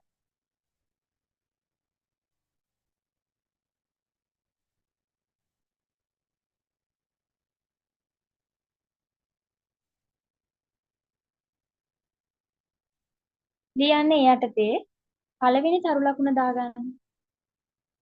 එන්න පළවෙනි තරු ලකුණ. හරිද? පළවෙනි තරු ලකුණ දාලා ලියන්න. පළමු කොටස යටතේ පළමු කොටස යටතේ පළමු කොටස යටතේ MCQ නැත්නම් අපි ලියමුකෝ සිංහලෙන්ම කෙටි ප්‍රශ්න. කෙටි ප්‍රශ්න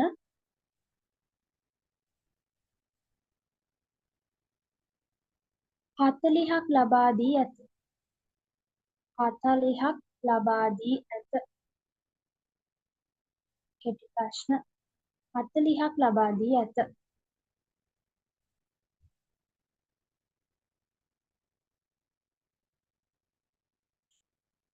දැන් ළමයි කොටු කොළ එහෙම දෙන්නේ නැහැ හිස්ටරි පේපර් එකට. හරිද? පේපර් එකේම තමයි කරන්න තියෙන්නේ. 40ක් ලබා දී ඇත. එම ප්‍රශ්න 40 සඳහා එම ප්‍රශ්න 40 සඳහා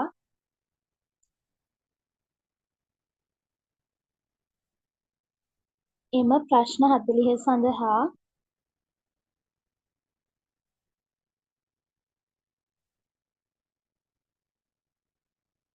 ප්‍රශ්න පත්‍රයේම ප්‍රශ්න පත්‍රයේම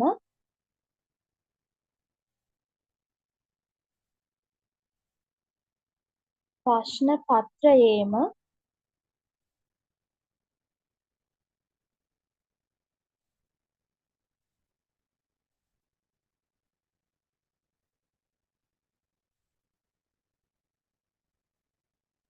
පිළිතුරු ලිවිය යුතුයි. පිළිතුරු ලිවිය යුතුයි.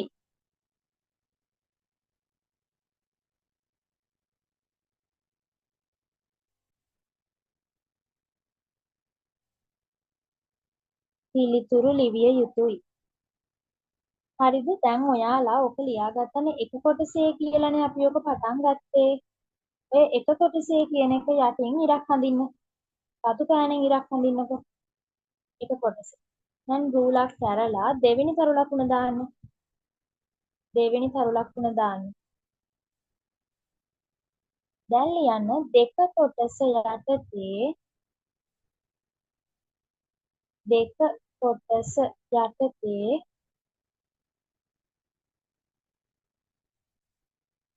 දෙක කොටස කියන එකට යටිනුත් ඉරක් අඳින්න. දෙක කොටස යටතේ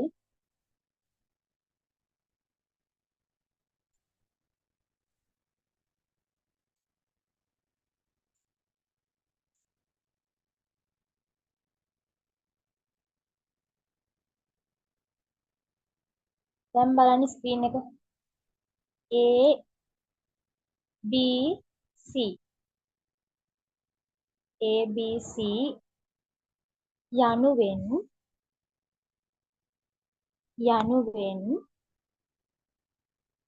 ABC කියලා ලියලා රවුන්ඩ් කරගන්න. රතු පෑනම ගත්තත් කමක් නැහැ. ABC යනුවෙන්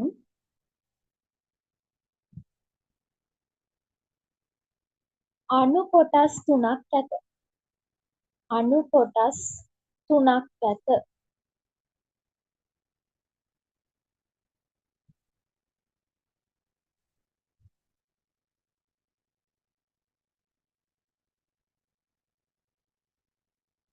අණු කොටස් 3ක් ඇත.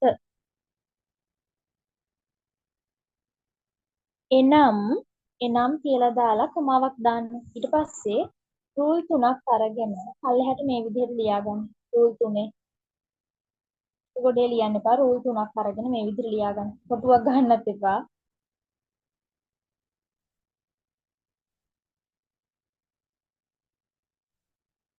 හරි. A කියන කොටස ඉස්සරහින් ලියාගන්න සිටියම්. සිටියම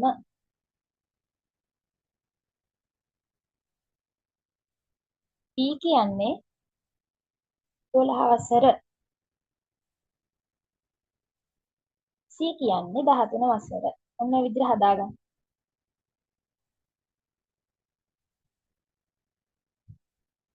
හරිද? සිටියම 12 වසර 13 වසර. පැහැදිලිද? මම පෙන්නන්නම් දැන් මේ ටික. 12 වසර 13 වසර. දැන් රූලක් ඇරලා ආපහු එන්න ලියන්න. පොඩේ ලියන්න එපා ළමයි. කැතයි එතකොට. දැන් ඔක අවුරුද්දක් විතර බලන්න එපා පොත. ඒ නිසා ලස්සනට තියාගන්න නෝට් එක. හරි. රූල් දෙකක් විතර ඇරලා ඊට පස්සේ ලියන්න එන්න. මෙහි සිටියම අනිවාර්ය ප්‍රශ්නයක් වේ. අනිවාර්ය ප්‍රශ්නයක් වේ. අනිවාර්ය ප්‍රශ්නයක් වේ. මෙහි සිටියම අනිවාර්ය ප්‍රශ්නයක් වේ.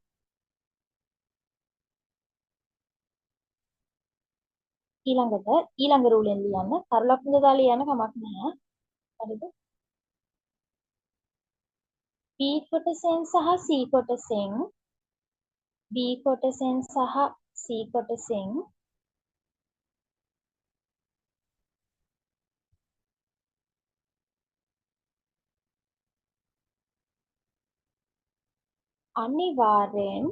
අනිවාර්යෙන්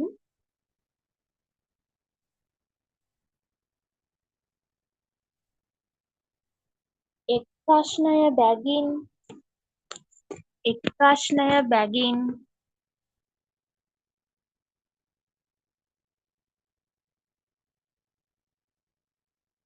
එක් ප්‍රශ්නය බැගින් එනම්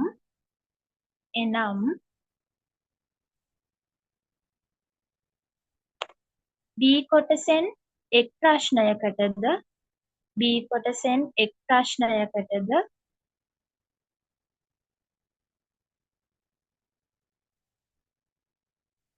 C කොටසෙන් තවත් ප්‍රශ්නයකටද C කොටසෙන් තවත් ප්‍රශ්නයකටද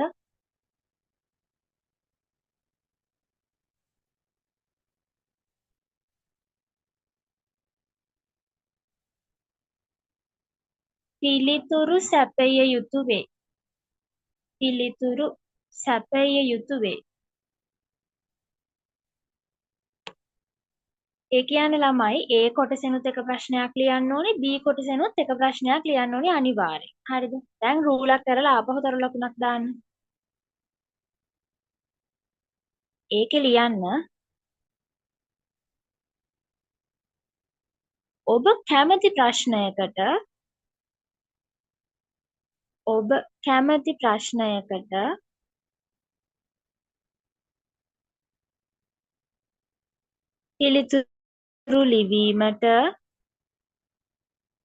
පිළිතුරු ලිවීමට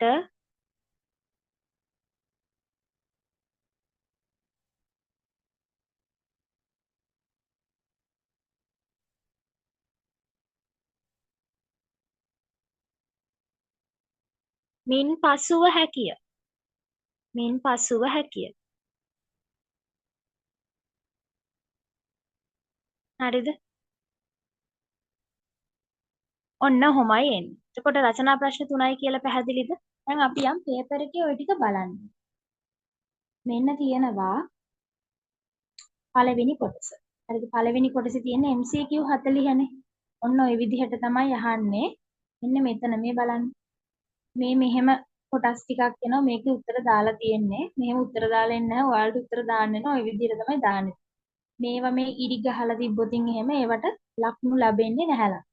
බලාගෙන යන්නේ මේ ටික. ඔන්නෝම මේ පැත්ත වහලා බලන් යන විදිහක් තියෙනවා. නේද? මේ හිස්තන් ටික විතරයි බලන්නේ.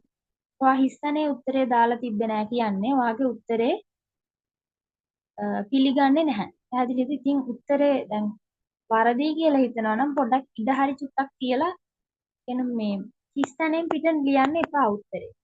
පැහැදිලිද? හිස්තනෙන් පිට බොහෝ දුරට නොලියා ඉන්න උත්සාහ කරන්න. මොකද ඒවා ලකුණු කැපෙන විදියෝ. ඒක නිසා මේ හිස්තනක් දීලා තියෙනවා. හිස්තන ඇතුළෙම ලියන්න. ඔන්න ඔය විදිහට මේ ප්‍රශ්න බලන්න. මේවා මේ එකම ටයිප් ප්‍රශ්න නෙමෙයි. අර තියෙන බෝරින් ටයිප් නෙමෙයි. එතන ප්‍රශ්න 7ක් තියෙනවා. ඉතින් එයාලගේ මේ ප්‍රශ්නේ ඔය විදිහට තමයි දීලා තියෙන්නේ. වට දොඹලෙන කිදුරංගල බෙල්ලෙන පාහියන් ලෙන වට. මොකද්ද ගැලපෙන්නේ නැති? හරි. ගැලපෙන්නේ නැති එක තමයි මෙතන හිස්තැනේ දාන්න ඕනේ. මේවා ලේසි ඉගෙන ගත්තාම පැහැදිලිද? ඊට පස්සේ බලන්න මෙන්න මේ. දැන් ළමයි මේ ප්‍රශ්න 10. මුල් ප්‍රශ්න 10 එක ටයිප් එකකට තමයි එන්නේ. පැහැදිලිද? මුල් ප්‍රශ්න 10 ඒ විදිහම ටයිප් එකකට තමයි එන්නේ. පැහැදිලිද? ඊට පස්සේ බලන්න මේ 11 ඉඳලා 15 වෙනකම්. එයාලගේ එන්නේ ඒ වෙන ටයිප් එකකට ආයේ. මේ බලන්න. එයාලගේ වෙන ටයිප් එකකට. අර කලින් වගේ නෙමෙයි. මේවා ඉන්න ළමයි ඔයාලා එකක් දෙකක් දැනගෙන හිටියත් මේ ටයිප් එක 11 ඉඳන් 15 වෙනකම් කිහිපයක් දැනගෙන හිටියත් උත්තරේ ගලප ගන්න පුළුවන්. හරිද? එහෙම කිහිපයක් දැනගෙන නෙමෙයි අපි ඔක්කොම දැනගෙන වැඩේට බලමු. මොකක් හරි අතපසු වීමක් වගේ වුණොත් ඉතින් එහෙම ඒවයේ උත්තර හොයාගන්න ලේසි ක්‍රමවේද තියෙනවා. හරිද? ඉතින් බලන්න මේ ටික වෙන ටයිප් එකක්. ඊට පස්සේ ආයෙ මෙතන තියෙනවා මේ 16 ඉඳලා 20 මේක නම් හරිම ෂෝක් වැඩක් ළමයි. මෙතනින් ඔයා එකක් දෙකක් දැනගත්තත් සමහර වෙලාවට හරි උත්තරේ හොයාගන්න පුළුවන්. එතන තියෙන අර යා කරන්න වගේ වැඩක්. ගෝණ නදී මොකද්ද මේ පැත්තේ මේ ගෝණ නදී කියන්නේ කියලා තමයි යා. ඉතින් පලාවොල්. කදම්බ නදී කියනවා. ඔයටද මල්වතු ඔය. ඔන්න ඔය විදිහට ගලපලා මෙතනින් මේ පල්ලෙහෙන් ඒ 2 3 4 5 කියනවා. ඉතින් කැමති උත්තරයක් ඒ කියන්නේ හරි උත්තරේ දාන්න පුළුවන් මෙතන. පැහැදිලිද? ඊට පස්සේ අපි යන් එහා පැත්ත පිටුවට දැන් 20 වෙනකන් එහෙම ප්‍රශ්න තමයි තියෙන්නේ. මම පේපර් එක දාන්නම් ගෲප් එකට. හරිද? 20 වෙනකන් එහෙම ප්‍රශ්න තියෙන්නේ. ඊළඟට මේ තියෙන්නේ 21, 25. මෙන්න මෙතන තවත් විදිහක ප්‍රශ්න. එළින්ම ප්‍රශ්නේ අහනවා මේ පාර. වටගාමිනී අබේරජු මුහුණ දුන් අභියෝග. අනුරාධපුර යුගයේ රාජ්‍ය ආදාය. පේනවද? 25 බලන්න. අර මේ ප්‍රශ්න ටික එතනින් ඉවර වෙනවා. මෙන්න වගුවක් දීලා අහනවා තව එකක්. මේ විදිහට මේක එක එක ක්‍රමවේද වලට තමයි ප්‍රශ්න අහන්නේ. හරිද? ඊළඟට මේ 31 ඉඳලා 35 වෙනකන් ආයෙ තව විදිහක්. පැහැදිලිද? ඊට පස්සේ මෙතන බලන්න මේන් තව ලස්සන ප්‍රශ්නයක් මේක. හරිද? මේකත් හරිය අර නිකන් ළමයි ගේම් එකක් වගේ. හරිද? අපි පාඩම් කිහිපයක් කරලා මේ ටයිප් එකට හදපු පේපර් තියෙනවා. හරිද? ඒ කියන්නේ ඒකක පාඩම් කියන්නේ අපි අර පාඩමක් ඉවරුනහම දෙන්නේ පේපර් එකක් අන්නේ ඒ ටයිප් හදලා තියෙනවා මේ ආකෘතියට. ඒවා කරමු. එතකොට අපිට මේක ගැන අවබෝධයක් එනවා. පැහැදිලිද? එතනින් MCQ 40 එනවා. ඒකට හැමදාම පේපර් එකේ ඔය පිළිවෙලටම තමයි තියෙන්නේ. පැහැදිලිද? ඊට පස්සේ මෙන්න සිතියම්. එතනින් ගමුකෝ අපි. මේ තියෙන්නේ සිතියමේ ස්ථාන මේ පේපර් මාකින් ස්කීම් එකේ අර ලකුණු දෙන තැන තියෙනවා 18යි කියලා. නමුත් එතන ලකුණු 12යි තියෙනවා. මොකද ස්ථාන 12යි ස්ථාන 12ට ලකුණු එක ගානේ ලකුණු 12ක් දෙනවා. මැණික්ගඟ බූන්දල කාන්තරෝඩේ නාචිදුව වැව පොළොන්නරුව ගම්පල දෙවිනුවර මන්නාරම මීගමුව කොට්ටියාරම් බදුල්ල සබරගමු පළාත්. ඉතින් මේ ටික ප්‍රැක්ටිස් කරන්න ඕනේ. අනිවාර්යෙන් මේ ටික දැන් මෙතන ලකුණු කරපු එකක් නෑ. ගිය පාර හැම බලද්දි 25 අවුරුද්දේ මේ හැමතැනක්ම කතා කරලා තියෙනවා. හරිද? ඒක නිසා අනිවාර්යෙන් එන ටික කතා කරනවා අපි. ඒවට ලෑස්ති වෙන්න ඕනේ සිතියම් වලින්. සිතියම අතහැරලා දාලා ඉඳලා හරියන්නේ නැහැ. ඊළඟට යන්න B කොටස. මේ B කොටස කියන්නේ 12 වසරෙන් විතරයි B කොටස ප්‍රශ්න අහන්නේ. හරිද? 12 වසර විතරයි. 12 වසරෙන් විතරයි අහන්නේ B කොටස. B කොටසෙන් ඔයා අනිවාර්යෙන් ප්‍රශ්නයකට උත්තර ලියන්න ඕන. කියන 12 වසරේ පාඩම් වලින් ඔයා කැමති රචනා ප්‍රශ්නයකට උත්තර ලියන්න ඕන. ඊට පස්සේ C කොටස ළඟ. හරිද? C කොටස ගත්තාම මේ මාකින් ස්කීම් එකක් නිසා මෙහෙම කොටස් තියෙන්නේ මේ උත්තරත් එක්ක මෙතන තියෙන්නේ. C කොටසේ තියෙන්නේ 13 වසරේ ප්‍රශ්න. හරි 13 වසරේදී ඔයාට එකක් තෝරගන්න පුළුවන්. ඊළඟට ඔයාලා කැමති එකකට ලියන්න පුළුවන්. 12න් හරි 13න් හරි ඔයා කැමති ප්‍රශ්නයක් තෝරගන්න පුළුවන්. පැහැදිලිද කතන්දරේ? ඔන්න ඔහොම තමයි ලංකා ඉතිහාසය ගැන කතන්දරේ සිද්ධ වෙන්නේ. පැහැදිලිද? හරි. මොනවා හරි ප්‍රශ්න තියෙනවා chat box එකට දාන්න.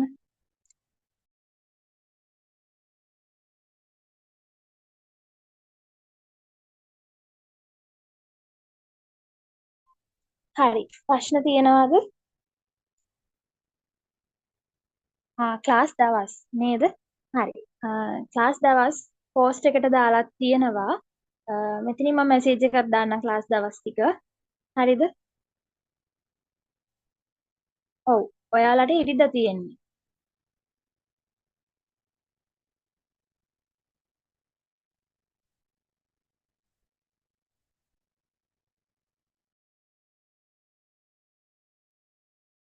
හරිද ළමයි? ඉරිදා කියන්නේ මෙහෙමයි. ඉරිදා දවසේ වෙන් වෙලා තියෙන්නේ ඔයාලගේ අර අණු කොටස් ටිකට. ඒ කියන්නේ යුරෝප්, ඉන්දියා, නූතන ලෝක ඉතිහාසය ඔන්න ඔය කොටස් ටිකට. ලංකා ඉතිහාසයේ ක්ලාස් එක තියෙන්නේ සිකුරාදා හවස 6-8. හරිද? ඉරිදා දවස තමයි බොහෝ දුරට වෙන් කරලා තියෙන්නේ ඔය අපේ අණු කොටස් වලට. ඉන්දියා, යුරෝප්, ඊළඟට නූතන ලෝක ඉතිහාසය. පැහැදිලිද? තව මොනවා හරි ප්‍රශ්න තියෙනවද? ආව් ටියුට් එක එනවා. ඒකේ ටියුට් එක ගෙදරට එනවා. පෝස්ටර් චාර්ජ් මුකුත් ඇඩ් වෙන්නේ නැහැ ඒකට. හරි. තව මොනවා හරි ප්‍රශ්න තියෙනවද? අහන්න ප්‍රශ්න ටික ඉස්සෙල්ලා. ඔව් රෙකෝඩින් මේක අප්ලෝඩ් කරන්නම්. හරි. ඔව් මොන කොටස තෝරගත්තත් ලකුණු 100ෙන් තමයි දෙන්නේ. හරිද? ඒ කියන්නේ ඉන්දියන් ඉතිහාසය තෝරගත්තත් යුරෝපා ඉතිහාසය තෝරගත්තත් ළමයි එකම ඒ කියන්නේ ඒ විෂයට අදාළ එක කොටස් ටිකක් තියෙන්නේ. අර එකක් ලේසියි අනික අමාරුයි එහෙම කියලා නැහැ. හරිද? පොදුවේ අර අපිට ටිකක් චුට්ටක් අලුතින් ඉගෙන ගන්න කොටස් ටිකක් තියෙනවා ඒ තෝරගන්න තියෙන කොටසේ. ස්ක්‍රීන් එකේ මොකද්ද මේ තියෙන්නේ? මේ ඔයාලට සම්බන්ධ දෙයක් එකයි මම දැම්මේ. මොකද්ද? පුස්කොළ පොත් නේද? හරි. පුස්කොළ පොත් දැකලා ඇති. එතකොට මේවා ගැන අපිට තියෙනවා ගොඩක් ඉගෙන ගන්න. මේවා මත තමයි අපේ සබ්ජෙක්ට් එක පදනම් වෙලා තියෙන්නේ. හරිද? හරි. එහෙනම් පුතේ අපි අදට මේ ආරම්භක දවස සාර්ථක විදිහට අවසන් කරමු. හොඳයි. ඔයාලා ප්‍රශ්න අහනවා. වැඩ ටික කරන්න පිළිවෙලට නෝට් ටික හදාගන්න. ඒක නෝට් ටික හදාගන්න අද දවසේ කරපු ටික. ඒකේ මොනවා හරි තවත් තේරෙන්නේ නැති තැනක් හරි අපහැදිලි තැනක් හරි තියෙනවා නම් මට මැසේජ් එකක් දාලා පොඩ්ඩක් මගෙන් අහන්න මම ආපහු පැහැදිලි කරලා කියලා දෙන සහ මේක අප්ලෝඩ් කරනවා. හරි. හරි. එහෙනම් අපි අදට අපේ ක්ලාස් එක නතර කරමු. ඊළඟ දවසේ සිකුරාදා හවස 6-8 අපි ආපහු මේ විදිහටම ලංකා ඉතිහාසයේ පළවෙනි පාඩමෙන්, ඒ කියන්නේ ඉතිහාසයේ හැඳින්වීම පළවෙනි පාඩමෙන් හම්බ වෙමු. හරි. හරි එහෙනම් සුබ දවසක් ඔක්කොටම.